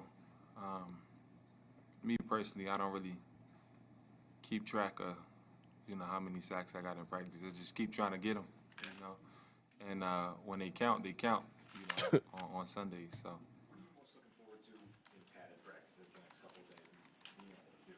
Just pretty much working on pad level technique. Just getting back in the swing of things. Sometimes when you get in pads, you got to really hone in on your technique. Sometimes that kind of it gets a little out of whack a little bit. Can you tell kind of where you're at right now, though? Like, I know you're talking about pad level, like maybe you're playing too high, like, but when you're able to rush the passer now, when you're going against an offensive line that doesn't have pads on either, can you tell things that, okay, tomorrow when we're in pads, I need to do this differently. I like where I'm at with this. Yeah, sometimes in practice you feel it, and then when you see it on tape, gives you that confirmation, and you know exactly what you need to do and what you need to hone in on the next day, and then you just keep doing it day in and day out to get better at whatever that may be. I was just talking about you a few minutes ago, and you said that you go hard every play in practice all the time. How much pride do you take in that? Is that something that you've always done? Is that something you learned? Have you done that since the day you started playing football? Yeah, that's something I learned at a young age. I think basically you wanted to, you don't want to have to think I need to go hard. It need to be like a natural reaction. So by doing it every day on Sundays, it's just natural. It's like, wow, this dude played lights out. He played hard. So it becomes like natural instincts. I think that it actually makes the game that much easier when you do it every day in practice. So that's something I take pride in. I think you mentioned that you had a procedure and an injury in the offseason. Is that right? I'm not sure. How are you feeling now? I feel great. As we can see, flying around out there. So we good. Film, what do you look for in yourself? When I always critique myself on like if it's a good play, I always try to figure out how can I make it better, and if it's something that I'm not doing too well, I just go back to the basics of it and try to fix the root of the problem, and just keep working on it until it looks different on film. So that's pretty much it. Do you need to get a hold of the young guys tomorrow and tell them, don't get too excited about this pads thing, everybody calm down? This is not unusual to see rookies go. To be honest, I mean, that's the approach I think you should take like every day with the pads, because some days you're not gonna feel too good, but I feel like if you go into the practice or you wake up and you go into the situation with the right mindset, you have a pretty good day, So usually, I don't think it's a bad thing being super excited, other than, you do gotta realize and understand it's gonna be a long camp. Your first padding practice when you were a rookie? Do you Yeah. remember, what was it like? Were you nervous? Nah, I wasn't nervous, but I was definitely, like what you just said, super excited, and It's different. When you're younger, your recovery process is a lot quicker. So I mean, it's it's it's cool. You know, you don't really think about how long camp is and stuff like that. How long the season is. You're just going. So it's all right. Knowing Eberflus as well as you do, how have you seen him kind of embrace that head coaching role and kind of take that step? He's relaxed. Like he's like he's always watching. He's always evaluating.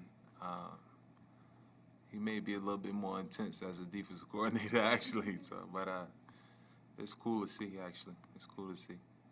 How would he get intense as a defensive coordinator? Say that again. I'm sorry. How would he get intense as a defensive coordinator? Like, what would rile him up? Everything.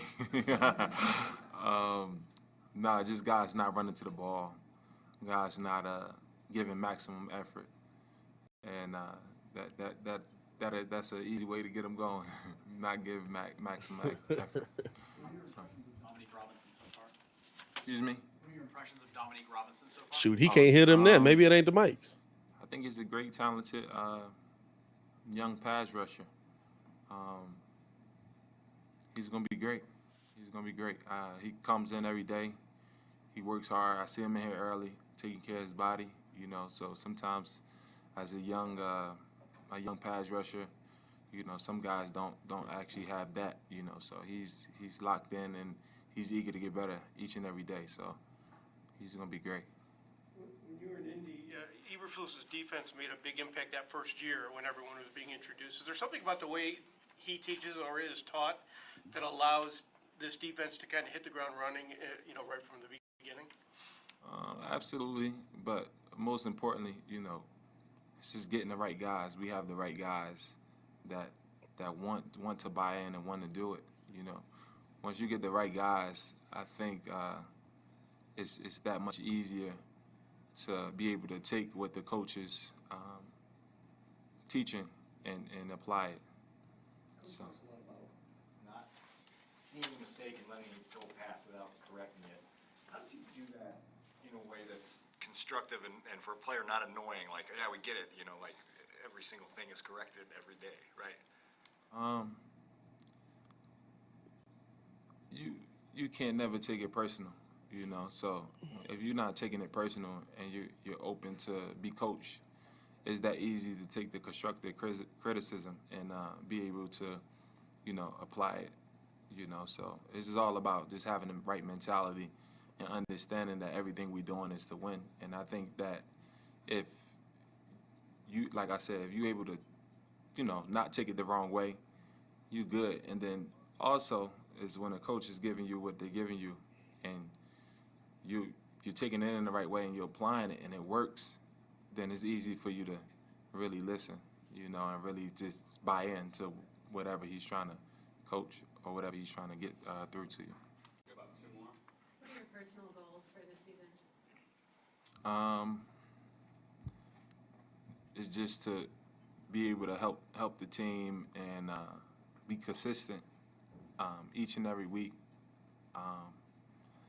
and just most importantly get to the quarterback, you know, and hit the quarterback as many times as I can. You know, that's pretty much it. You know, I don't really have a particular number, but just to do it as many times as I could do it. Obviously, you're very familiar with the expectations Eberflus has with the hits philosophies and all that. Do you think the team is meeting those expectations right now, or is there ways to go before you're really humming with hits? I think each day we're getting better, and I think each day we get out there, you see a significant improvement. You know, so it's great to be a part of, and it's great to see.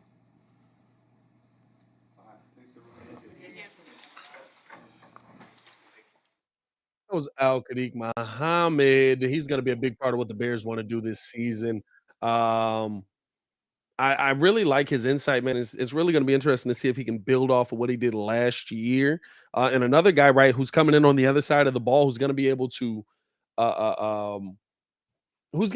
push or not push, who's going to be able to kind of implement those things that the DC Allen Williams and that Coach Flus wants to put in, right? He's been in the system. He's worked with these guys. He's played this game. He understands what the Bears want to do in these different positions. He understands how this team wants to attack. He understands how this team wants to get after it, right? Defensively. And so I'm really excited to see kind of what he's going to bring to this defense. He had 6 sacks last season on a really good defense, and so I mean, you got a lot of guys that were able to get after the quarterback on this defensive line. That's going to be huge. The fact that like I get it, right? Like we talk about the Bears and defense. Like I'm tired of the Bears and having these defensive or focusing on the defensive side of the ball, focusing on getting things done on the defensive side of the ball. But when you're looking at the spots that Ryan Poles is looking, right? When you're looking at, okay, what's he trying to add here? Where's he trying to add here? It's on that line. That line makes such a difference. And so I really like what Al Qadib Muhammad can bring to this team.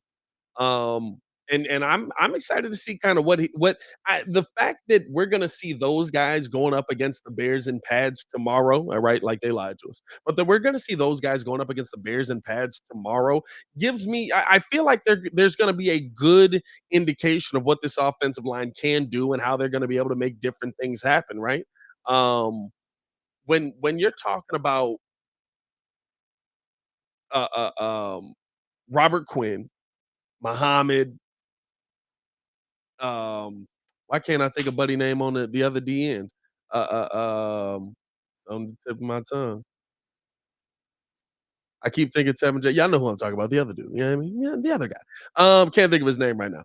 But Travis Gibson. There we go. Travis Gibson. When you're thinking about him, right, coming on the attack with pads on coming into next season, gets you a little bit excited to me. Characterize this day for the offense. Seemed like we executed pretty well. I haven't watched the tape yet. Felt good out there. Felt like we were on the same page up front. Thought we had a good day, but that's just first reaction coming off the field.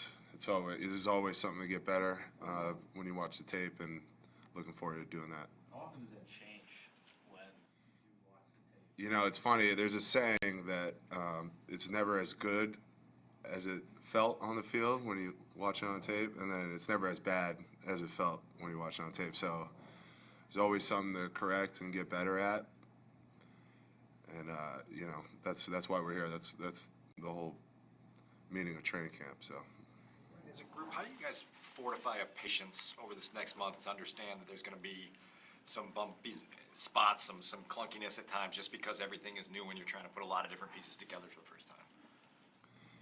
yeah, I think that's just going to be all year, really. We have a lot of young guys on our side of the ball, and patience is just something that Coach Getsy has been preaching us, and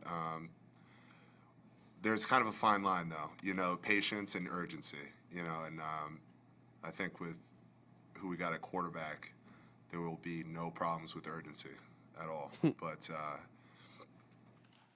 the patience thing, maybe we'll have to work on, but I'd rather be urgent than patient, for sure.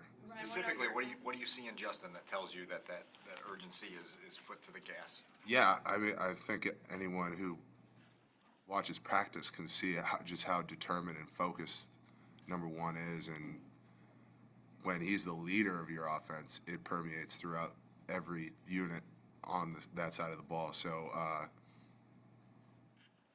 again, I don't see us having a problem with urgency. From your position, what elements of this offense excite you the most? What do you look forward to doing once game action begins? Setting the tone in the run game, I think, being play side, being at the point of attack is personally what I'm looking forward to the most. But then again, there's so many different facets of the tight end in this offense. You've seen Cole split out at one, and we'll be in the backfield, I'm sure. And so just a lot to do, and that's what I love about the position. But for me personally, it's going to be setting the tone, point of attack. And even backside on this wide zone scheme is very important. Right, you mentioned seeing with Justin the determination and the focus. How much of that is verbal from him versus just the nonverbals and just the leadership by example? Yeah, what do they say? 90% of communication is nonverbal, and he just gives off all the right signals that you want out of a leader.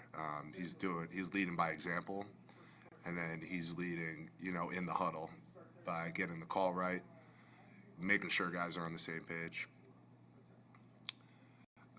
He's just, I'm excited to get out there week 1 with him for sure. I'm excited to see what he's like in game time, real time. Well, what has stood out about his actual court, beyond the leadership, his actual ability to play quarterback, his arm talent, etc.? Yeah, I mean, I'm not a quarterbacks coach, so I'm not really gonna, sit up here and tell you all.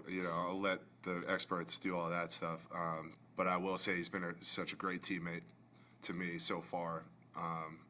It's been a pleasure to work with on and off the field, and he can make plays. That I know. You've seen it so far. He's gonna make. Everybody got that same reaction to Justin. It's just like, listen, he gonna make that. It's everywhere. It's everything. He's got all the tools in the bag. I'm excited to see what he can do too. I feel like they're trying to temper their expectations almost. It tells you that that's coming, that it's going to emerge here and become on-field production. His attitude, I think, like I say, he's got all the tools, but a lot of guys have tools in this league. It's the want to get better, to learn, to take in knowledge and then put it out on the field. He's shown he can do that. He will do that, and that's what makes me believe that he's going to be a great tight end in this league. Good transition for me. Because Matt was talking about functional intelligence, being able to put the classroom knowledge in the field. How have you seen that with not just yourself, but the whole team, as everybody is trying to learn a new offense? Yeah, some guys are quicker than others, and that's how it goes. Some guys pick up things quicker, but I think as a unit, we're moving forward. We're getting better day by day. It hasn't been, it's day 5 now, but we haven't had that lull yet, and we haven't even had the pads on. So it's been promising. It's been promising to see our progression from day to day. So looking forward to continuing that. Ryan, have you been able to see in practice the way that this scheme can essentially scheme tight ends open? I mean, obviously you guys have to execute what you're supposed to do, but have you been able to see it in practice, the way that works? Yeah, absolutely. I think it starts with setting the tone in the run game, allowing us to, run, and then that opens up things at the tight end spot more so than I would say wide receivers. It takes all 11, for the run game. But that being said, once we do impose our will in the run game on the ground, that opens things up. Some guys in the back end get, a little antsy trying to come down a little bit closer to the box, and then we can run by them, run around them. And the boot scheme is going to be good for us too. Ryan, what does Luke Getzey like as a teacher for you guys? He's been great. He's on his iPad and, in front of the unit, and just I think the details is what separates him.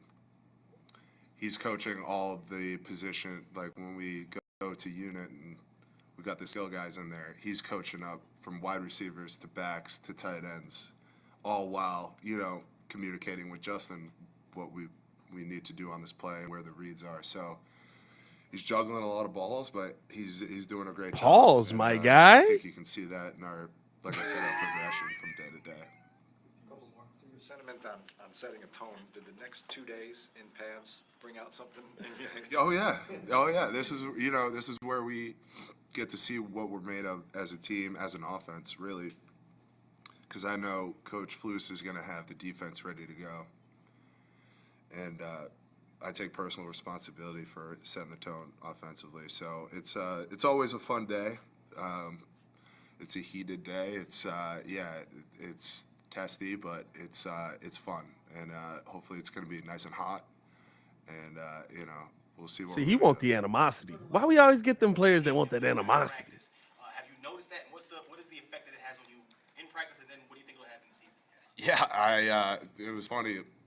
I was had a lighter day for whatever reason, maybe 2 days ago, and I didn't realize when I was in it how quickly we go from snap to snap in practice. I was just like, it seems like we don't even let the play clock get down to what it would be, like 15 seconds in between plays.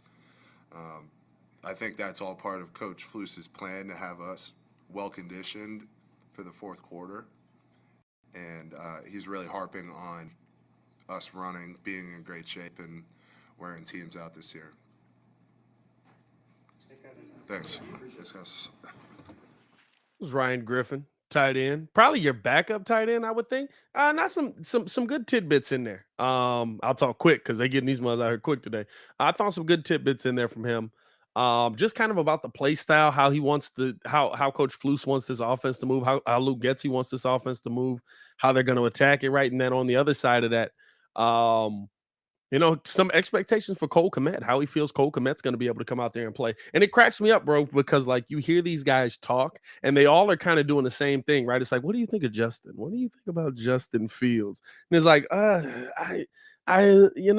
he's really good. I don't want to talk too much about him. But and they like look this way and then they look back and they're like, come on now, he's pretty good. He's pretty cool. I'm excited. Like they don't like it's like they're trying not to get overly excited by what he's gonna be able to do. It's like they're trying not to get overly excited by what Justin's gonna bring to the field because they don't want to look goofy, like, oh, you were so excited and then it didn't have but like or it's like the surprise, like we gotta wait. We gotta oh, you'll see. Oh, you'll see what it's gonna be. You know what I mean? So that part of it continues to crack me up. But just talking about kind of Justin having all the tools, having the right mindset, Cole Kmet having all the tools. I think that was the most interesting thing. And then I love that they just love the animosity, don't they? They all in for the animosity. That first day of pads is always aggressive, right? Because somebody gets lit up, somebody gets laid out. Like that is a hard fought go to day, right? And so that's going to be the interesting thing, kind of tomorrow. Even like Byron Pringle was talking about with coming down with a big pass. Uh, uh, um, that Eddie Jackson came up and said that would have been an interception. We was in pads, you'd have been laid out. Said the defense was talking about you'd have been on your way to the hospital in that situation. Like, all of that stuff, right? Like that's what makes it entertaining. That's what kind of builds up like the aggression. That's what gets you to that point where, hey, now like we gonna get this mug ready. Like we hype for this season. Now that first hit, you know what I mean? So I'm always excited about that, man. And I'm excited about I'm gonna be real with you. The fact that the Bears are saying nothing about like what this like, he's pretty good. He looks pretty good. I like I like his game. I like his ability. But I'm not gonna get too deep into it. That part, weirdly enough, as like that's the part of me that makes me a little kid again when we're talking about the Bears. That's the part of me where it's like, ooh, is he gonna be able to be dominant? Like, is he gonna surprise the mess out of the world? That's gonna be fun to see as this thing pans out. And I don't know, man. I'm more confident in Justin Fields than I've been confident in the quarterback ever in the Chicago Bears. I just am personally. I was never confident about Mitch. I think when Mitch started making plays, I got more confident in him when he was kind of had that hot season, but it was always right like, well, he's starting in a great spot. That can't last forever. What's he going to be able to do next? But I'm just I feel like Justin Fields has so much ability, and I feel like everybody around him feels he has so much ability, man. I'm so excited for pads tomorrow. They still got it says there's somebody coming back. I normally close out the show at 1. If somebody does come back before then, we'll get into it. Um, and like I said, this is kind of one of the things I was waiting for here. We will be dropping content throughout the rest of the day as well, though. So make sure that you guys are tuned in with all the content that we have coming out. We're dropping it on 3 separate pages technically. So we'll still have content that drops on here, more long form content, stuff like that, clips from today's show. If you missed anything, we also have the podcast. Check out the podcast side over on YouTube or over on all podcasting platforms. We'll have the audio posted up there as well. just like different reactions and stuff like that. But we're dropping all our Bears content on a much more niche platform, still on YouTube, but a much more niche YouTube is going to be Chicago Bears Breeze. So tune in with that. We're going to have a bunch of videos dropping today over there. We're also going to have Chicago Bulls Breeze. And that's going to be all Bears content and or all Bulls content, no matter what. That's going to be on there. And then outside of that, what else is Oh, and here we're still gonna have the daily show. We're still gonna have our Bulls live calls. We'll still do Bears post game here. We'll still do Bulls post game here. We're gonna do Sky live calls here. So this is gonna be more of the long form platform, and then we'll branch out from there. But appreciate everybody for showing love, man. Throw some questions my way while we're kind of waiting for the Bears to come back up. They were so quick about today, bro. Like I was saying before the last before Ryan Griffin came up, like the Bears, what was it, Friday? Like it was like 30 minutes between people, 15, 20 minutes at a time. I like left, came back, no one had still came on. I was like, bro, what's up with this timing on this, bro? What else do we got? Cache says, I love the orange new uniforms and the orange helmet. We didn't really talk about that much on here, did we? The orange uniforms are weird to me.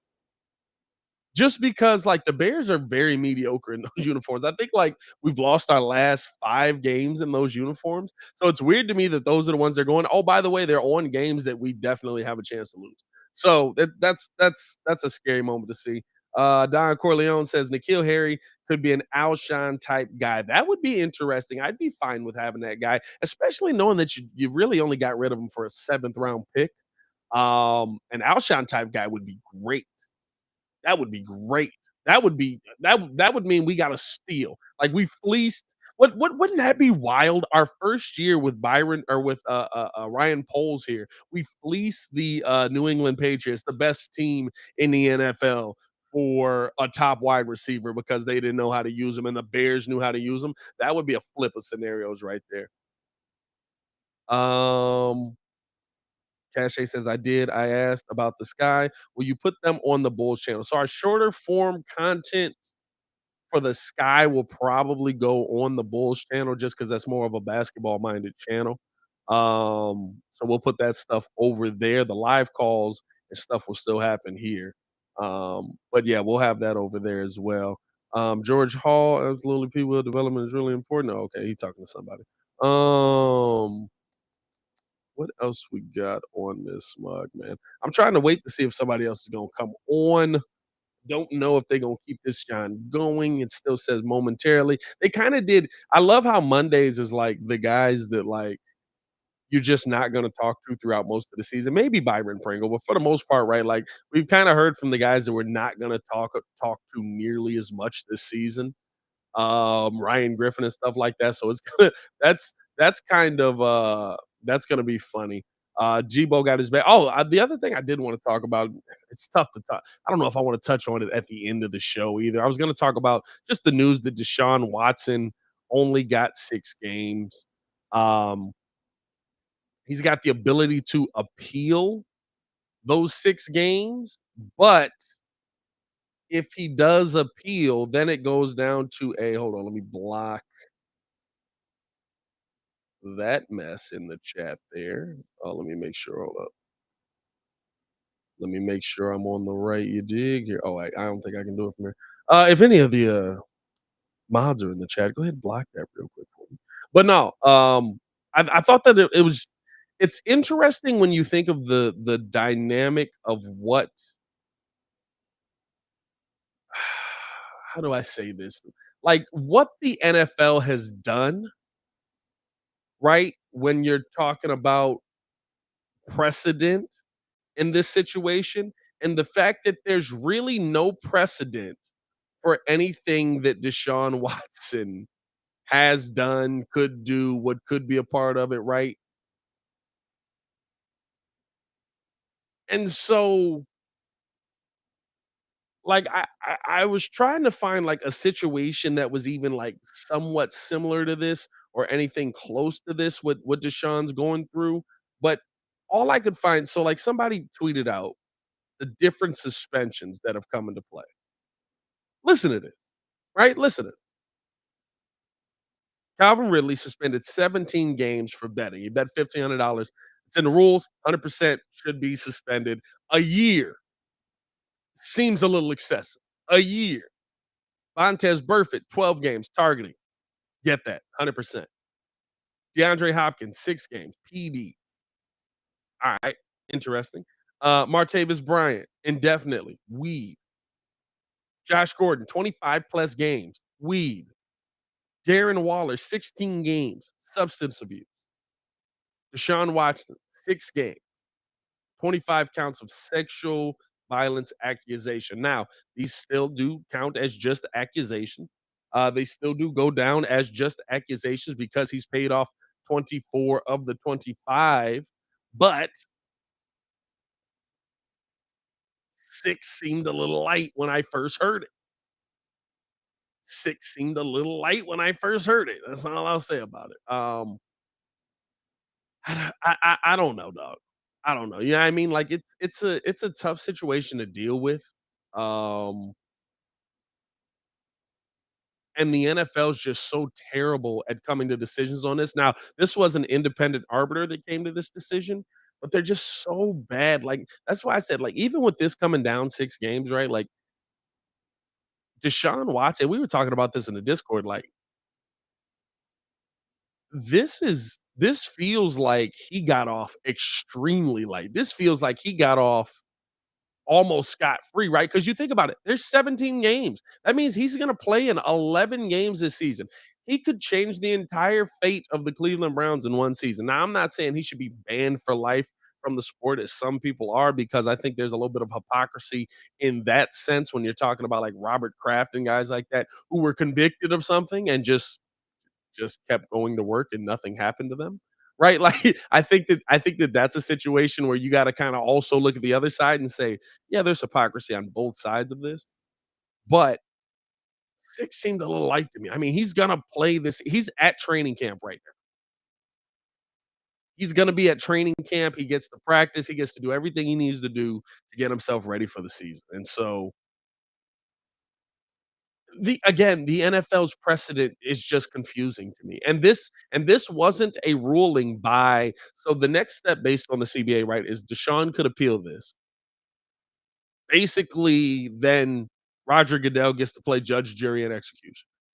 Um, Whatever he says goes, however it comes down is the end of it. It could be more, it could be less if you really want to appeal it. And then you could be talking about a long legal process that Deshaun Watson will then sue the NFL for what he's missed and the season that he's missed. But now you're talking about possibly 2 years of being out of the NFL. And I don't see Deshaun kind of going down that route, but it's such a weird. I don't even know kind of like how to explain it, where like you look at some of the other suspensions that have gone into it, and it's like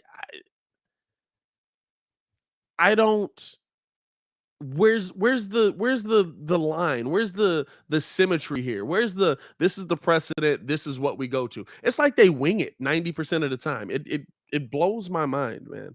Um Renewable says, Pat, do you write down or keep all those different logins, passwords, and info on the channel socials and emails on an app or autosave? Oh, dog, I got all that in the notes, brother. Pat, do you think DK Metcalf got too much? Do I think DK Metcalf got too much? No, I think he got paid probably what mugs are gonna pay him. If you, what your market is, whatever they've said your market is. So that's how I always look at that. Your market is whatever they've said your market is. Would I have given him that much? I don't think he's that big of a route runner, but I mean, there's not much else on that team, and they need a quarterback that's going to throw it to him. So we're hopefully he doesn't end up being one of those guys that's just the only receiver there because they can't find a quarterback again. But I mean, he could probably still get traded in this situation. Chris Lee says there needs to be consistency. Yeah, 100%. That's all I'm asking for. Consistency in these situations. I don't know. I don't want to be the guy that says this is what he should get. This is what he, because there is a legal system. He followed the legal system. Yes, there were payoffs, and yes, we can uh, uh, um, think whatever we want about those payoffs, right? Like we can say, hey, there was a settlement here, and that means that he did it. But the entire time, Deshaun Watson maintained that he was innocent. He never he was proven in, was it civil court, I think that it was, that there wasn't enough evidence against him. I think he's probably a creepy dude. No matter what, I wouldn't let him around my daughter. But at the same time, right, he's gone through the process, whether it's an NDA and a payoff or not. 24 of 25 people have taken this payoff. Um, and they've gone back on their stance of, no matter what kind of money comes into play, I'm not taking a payoff. Yeah, I mean, apparently there's some kind of money that came into play to where you felt that it was okay for you to take a payoff. So, um, I don't know. I just have a tough time with that one. Is this still live? Let me make sure this thing is still live. Hold up. Because like, okay, it's still live. All right, it's still live. Nobody's walked up to the podium in quite a while. So for me, I was like, let me make sure this is still happening live here. Or if I'm just sitting here looking at the weird screen. I don't know, man. The Deshaun situation in itself is just such a weird. It's a weird situation, man.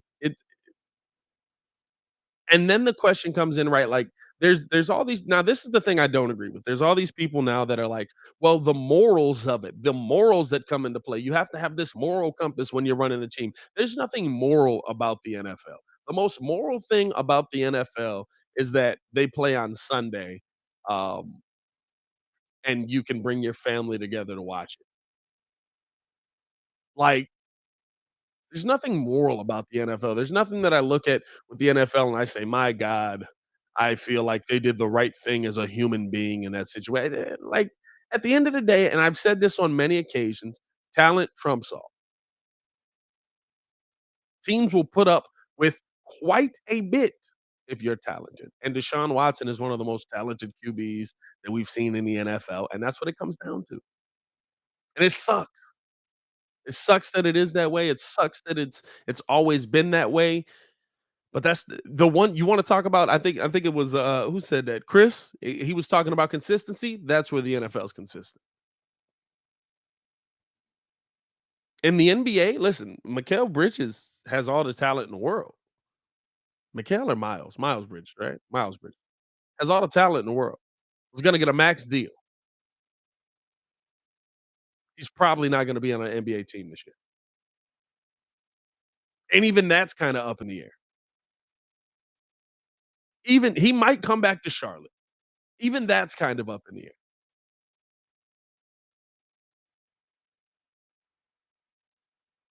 But to me, right, like, when you look at these, I keep hearing all these guys say, "You have to do the moral thing, you gotta do the right thing." There's nothing moral about a billion-dollar organization.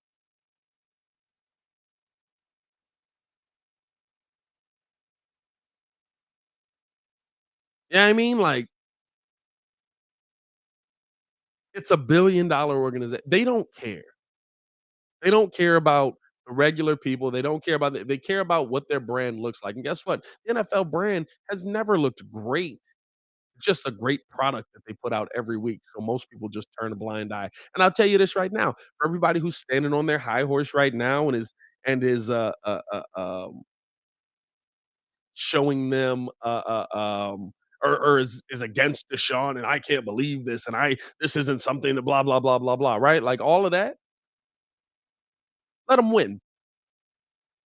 You don't even gotta win the Super Bowl. Take the Browns deep in the playoff. In 2 years, you'll barely think about it. It'll be that thing that, "Oh, yeah, remember Deshaun did that?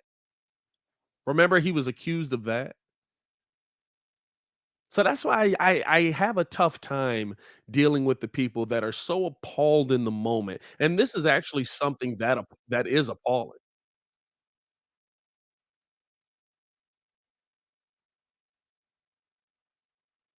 But the fact that you're so, "Oh my god, why won't the NFL do more?" in the moment, but I guarantee you in 2 years, you won't stand on that same pedestal because he'll be winning, because 'cause he'll be putting points up for your fantasy team, 'cause you'll be a Cleveland Browns fan, and you'll be enjoying the fact that you're winning game.